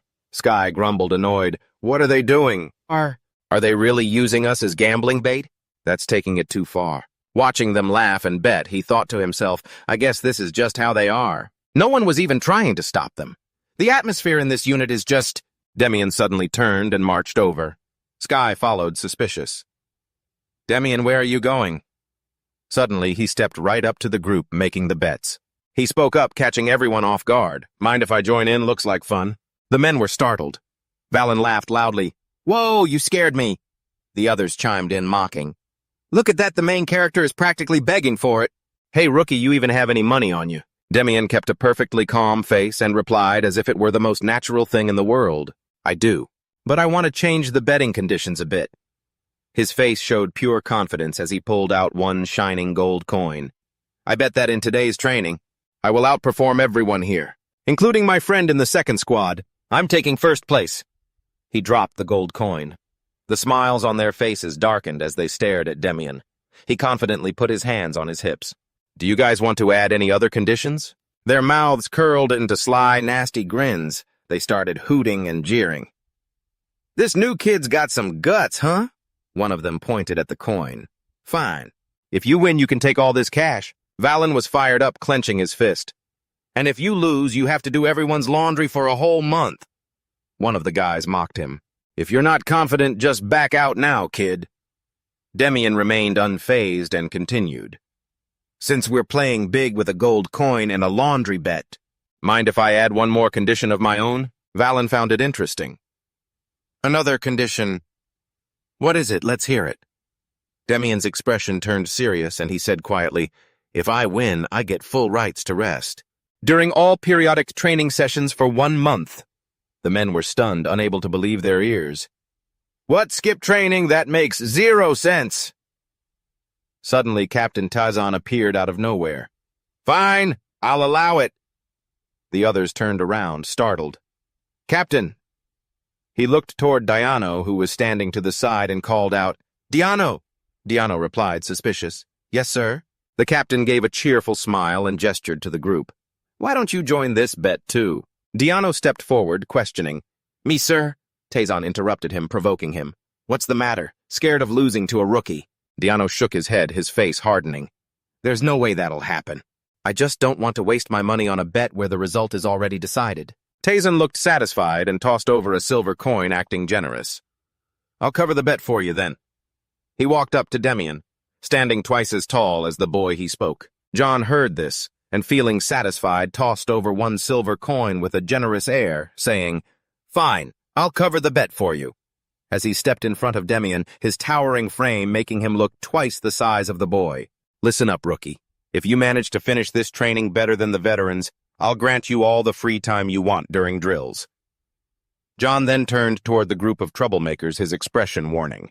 But for any of you who lose to him, I'm putting you through an intensified hell training course, so you'd better give it everything you've got. Their faces darkened with rage at the arrogant brat. We've got to teach this kid a lesson. You'd better train like your life depends on it, boy, they muttered. Demian just lowered his head, acting cautious. But inside, he was feeling great. Everything was going exactly according to plan. He didn't care about that bit of free time anyway. He watched everyone focusing on their warm-ups, silently calculating, I have to use this method. I need to change the lethargic atmosphere of this unit where everyone has given up because they don't know when they'll die, just wasting their days away without hope. If I don't, sooner or later, that mindset will consume not just me, but everyone around me. John folded his arms, looking down, and spoke in a stern voice. All right, let's start the physical training. He pointed to a pile of logs nearby and began the instructions. Today's exercise is to run while carrying these logs. Run straight to the top of that rocky mountain. Hearing this, everyone erupted in protest. Captain, we don't usually do this crazy exercise. It's bad enough for the rookie, but why us too? Tazan's veins popped as he shouted, silencing the crowd instantly. Quiet, pick them up now, stop whining and move it. They quickly hauled the logs up the mountain, all of them exhausted. Tazan's own group was struggling, drenched in sweat. He watched Tazan standing on the cliff, observing them. Why the hell did the captain come up with this exercise all of a sudden? They grumbled while struggling to climb, clearly blaming the new recruits. It's their first time doing this. They're bound to collapse in a heartbeat. Valen heard this and turned to look for Demian. What the hell, where did the kid go? His face went pale with shock as he whipped his head upward. No way! Demian was already far ahead of them. When did he scramble all the way up there? He wheezed his own breath, coming in ragged gasps. He glanced at his ring, marveling inwardly. I never expected it to reduce the weight of what I'm carrying, too. Demian wore a satisfied smile. Choosing this ring was definitely the right call. He looked down the mountain to find the others and see just how far behind the veterans were. Demian looked at the person leading the pack below, still a long way off, and thought, they're not catching up anytime soon. The only one desperately trying to keep pace was Demian. Stared at the person straining to catch up to him. Definitely Diano. He was carrying the log, gasping for air, his eyes fixed on the peak as sweat dripped down. He's almost at the top. Watching Demian's relaxed, expectant face, he thought to himself, I thought he was just some top-scoring trainee. But this is just... A moment later, the first footsteps reached the summit. Demian planted the log on the ground with pure confidence. First place. Total dominance. John, waiting at the top, was quite stunned. He actually finished first. He looked at the second person arriving and sighed. To think even Diano took the L. Looks like we've caught ourselves someone special. I thought so. After a while, a few more reached the summit. Tazan looked down at those who hadn't made it yet and barked, Training over! His face darkened and his voice made them tremble. As agreed, the losers get the hell training. Everyone who arrived after the rookie get down on the ground now. Suddenly, Valen rushed over, looking panicked, which made Tazan suspicious. With a terrified expression, Valen spoke breathlessly, pointing toward the unit building. Captain, look over there. Tazan looked where he was pointing, his eyes widening in horror. A red flag was fluttering at the distant barracks. The whole group panicked. Is that the level 1 emergency red flag? The majestic fortress gate stood tall under the pale sunlight. Tazan walked quickly inside, asking, "What's going on? Why was the red flag raised?" A subordinate reported, "People died in the Bordenjean forest, sir." He gripped the armrest and sat down calmly. Details on the victims and the exact location. The subordinate continued. "They were herbalists. The area is off limits." Tazan gritted his teeth, unable to stop himself from cursing. "Damn it, it's off limits, so why the hell do they keep wandering in there?" Tazan clenched his fists on the table and continued to ask, "Do we know the extent of the damage or if there's any information on the monsters involved?" A nervous subordinate replied, "Both are still unclear, sir. However, those herbalists were accompanied by 6 mercenaries." Before he could finish, a voice cut him off. "We still don't have any info on the monsters." Tazan looked over at John. "John, how many men can you mobilize right now?" He did a quick mental calculation before answering. "Excluding the wounded, we have about 70 men." Without hesitation, he made a serious decision. "Forget the ones with minor injuries. Assemble about 50. Make it quick." John bowed respectfully. "Understood." Tazan's brows were furrowed tight. He thought, feeling the tension rise, "Things are looking bad. The frequency of deployments is increasing. Is that forest changing?" After everyone summoned had gathered, Tazan walked over to them step by step. "Is everyone here?" Everyone shouted in unison, "Yes, sir!" He gave the order to arm up. As soon as he finished, Demian came over panting and suggested, "We want to come along too." Tazan whipped around and refused instantly, "Absolutely not. No matter how good your training scores are, the real battlefield is a completely different story. You two just stay put at the barracks."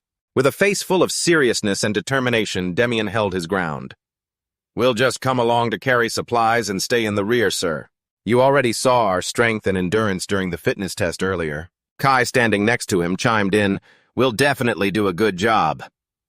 Tazan didn't answer right away. He lowered his eyes in thought. How embarrassing. To be in a situation where I have to rely on the strength of rookies.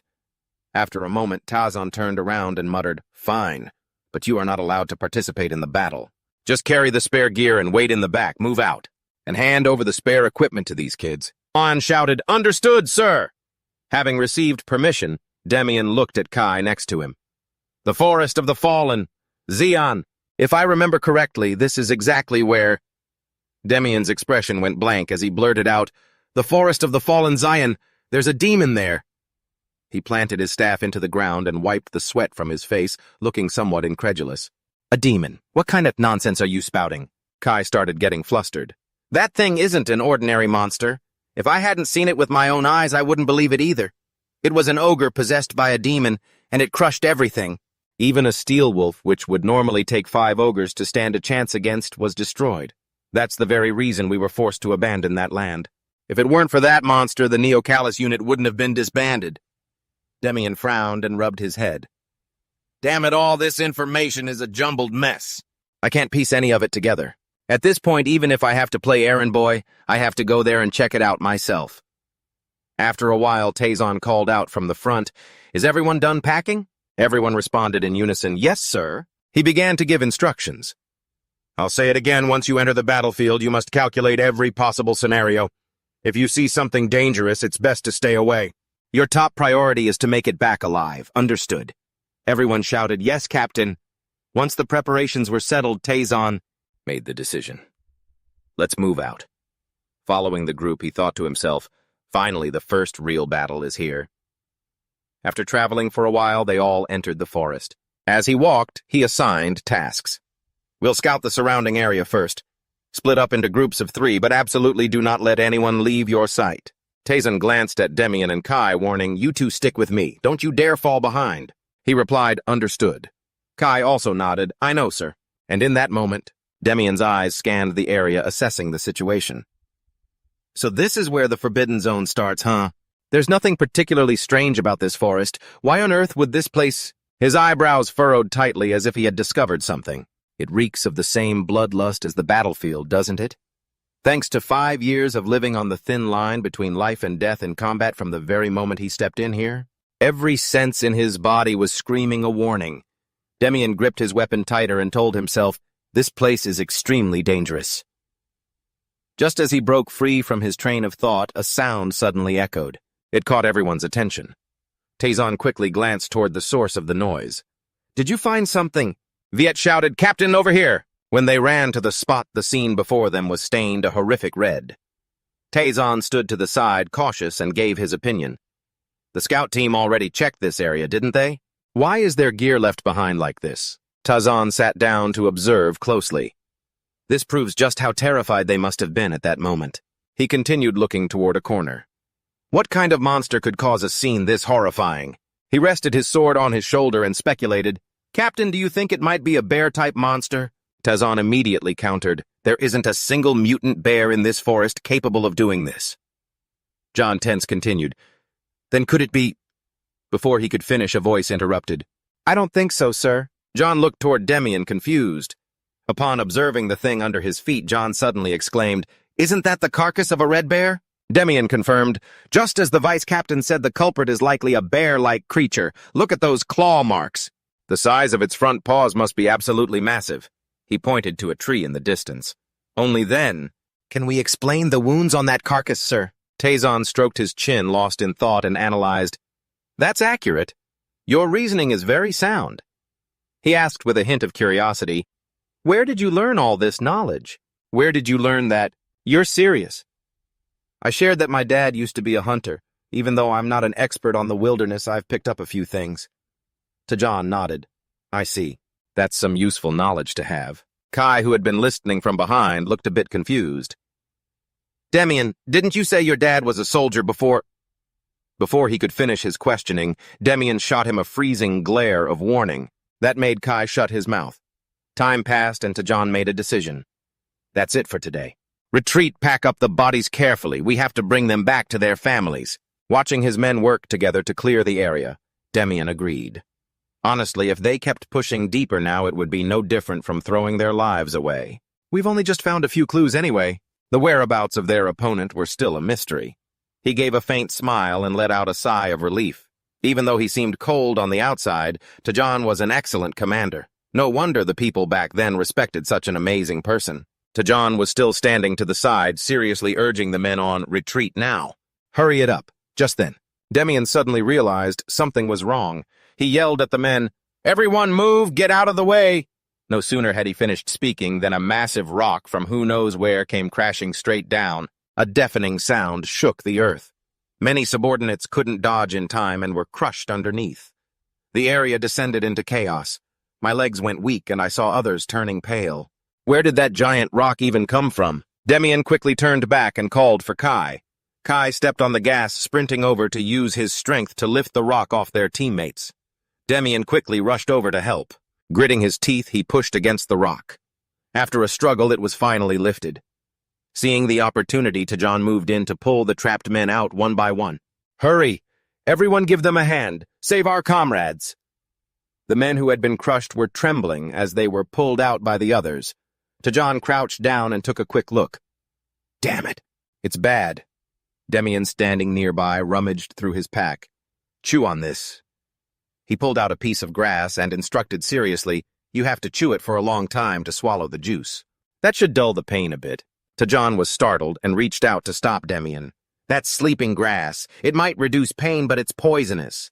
Swallowing it without an antidote is—" Demian didn't change his expression, explaining, "If you chew it along with the seeds of this thornberry, it can neutralize the toxicity. While they're still conscious, force them to chew it. The more the better." Finally, Tajan didn't interfere anymore. He fell into deep thought.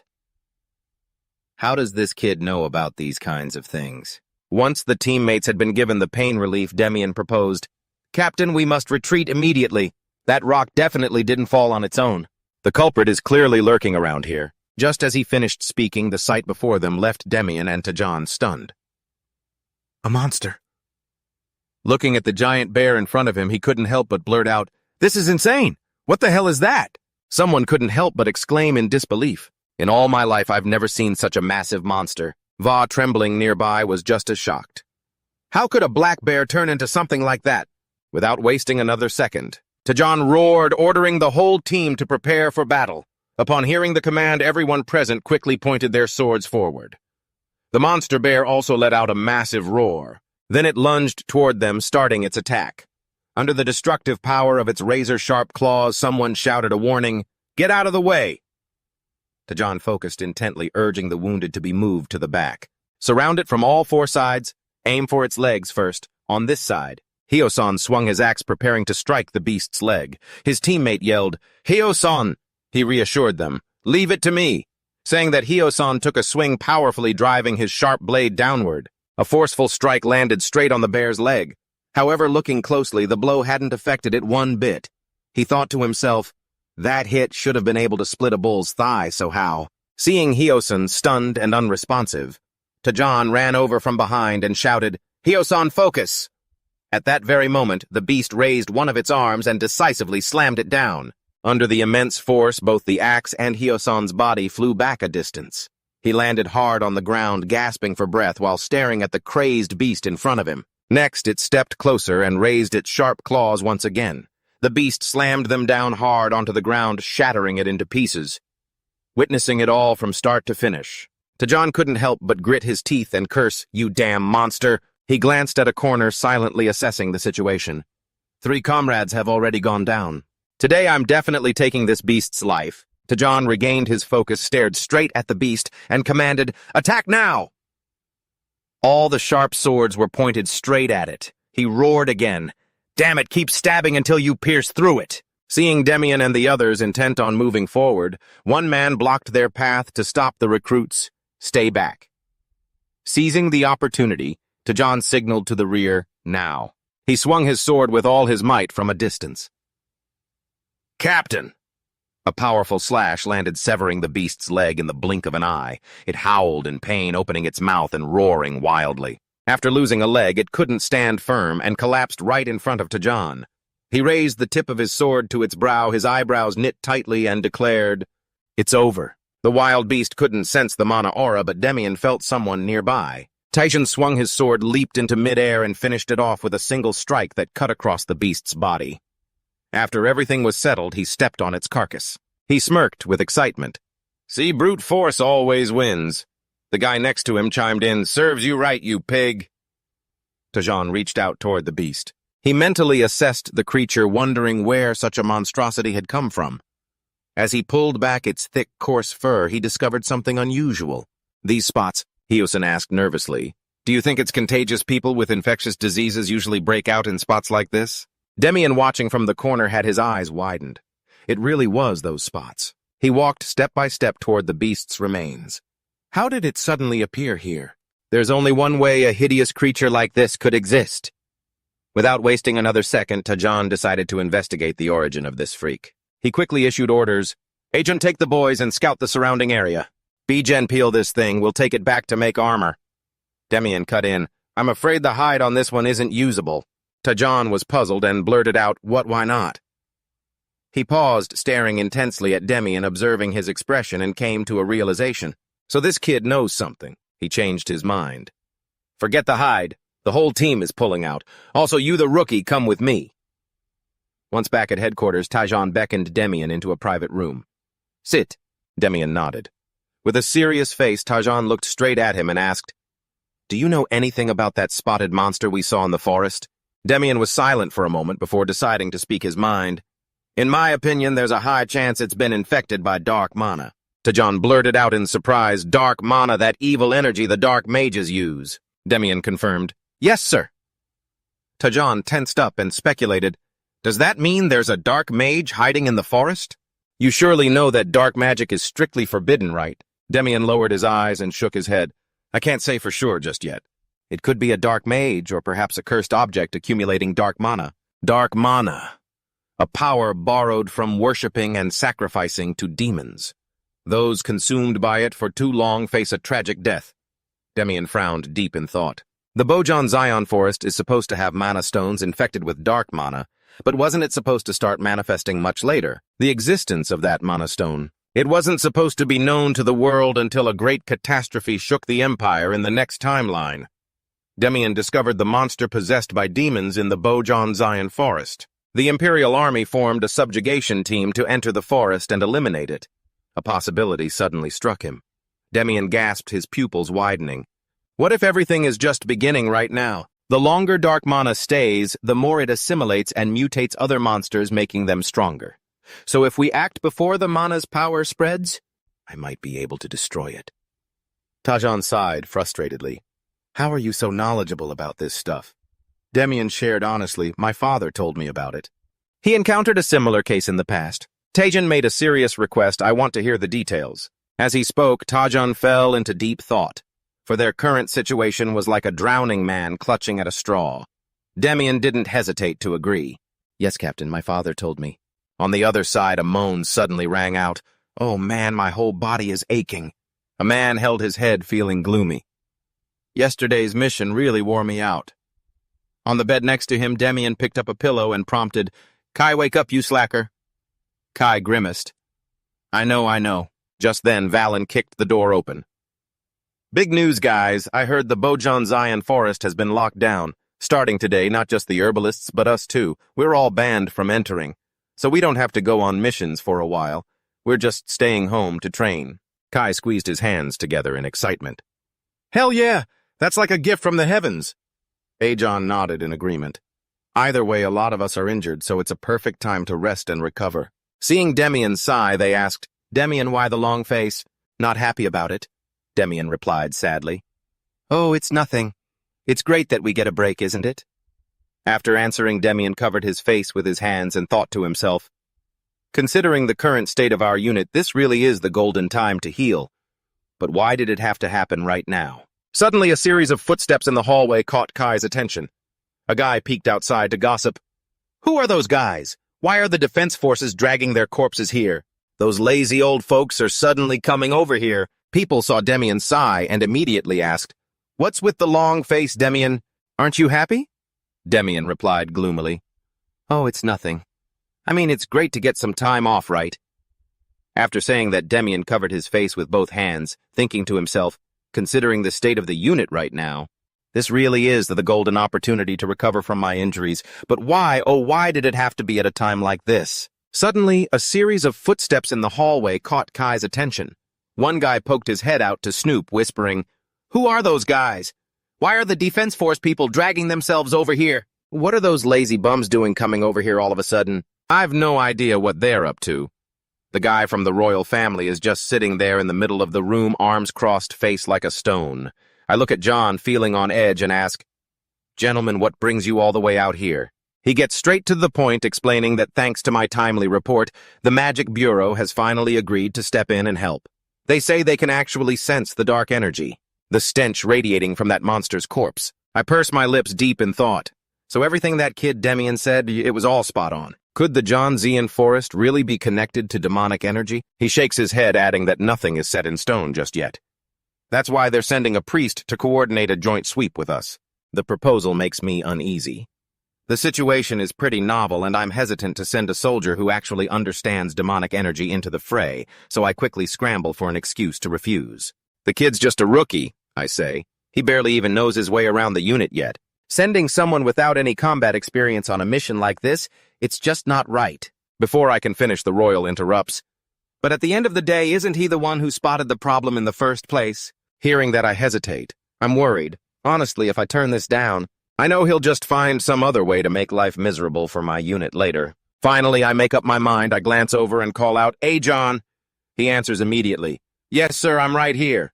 While Demian is still moping around, a sharp voice cuts through the air. Hey, you Demian, get over here now.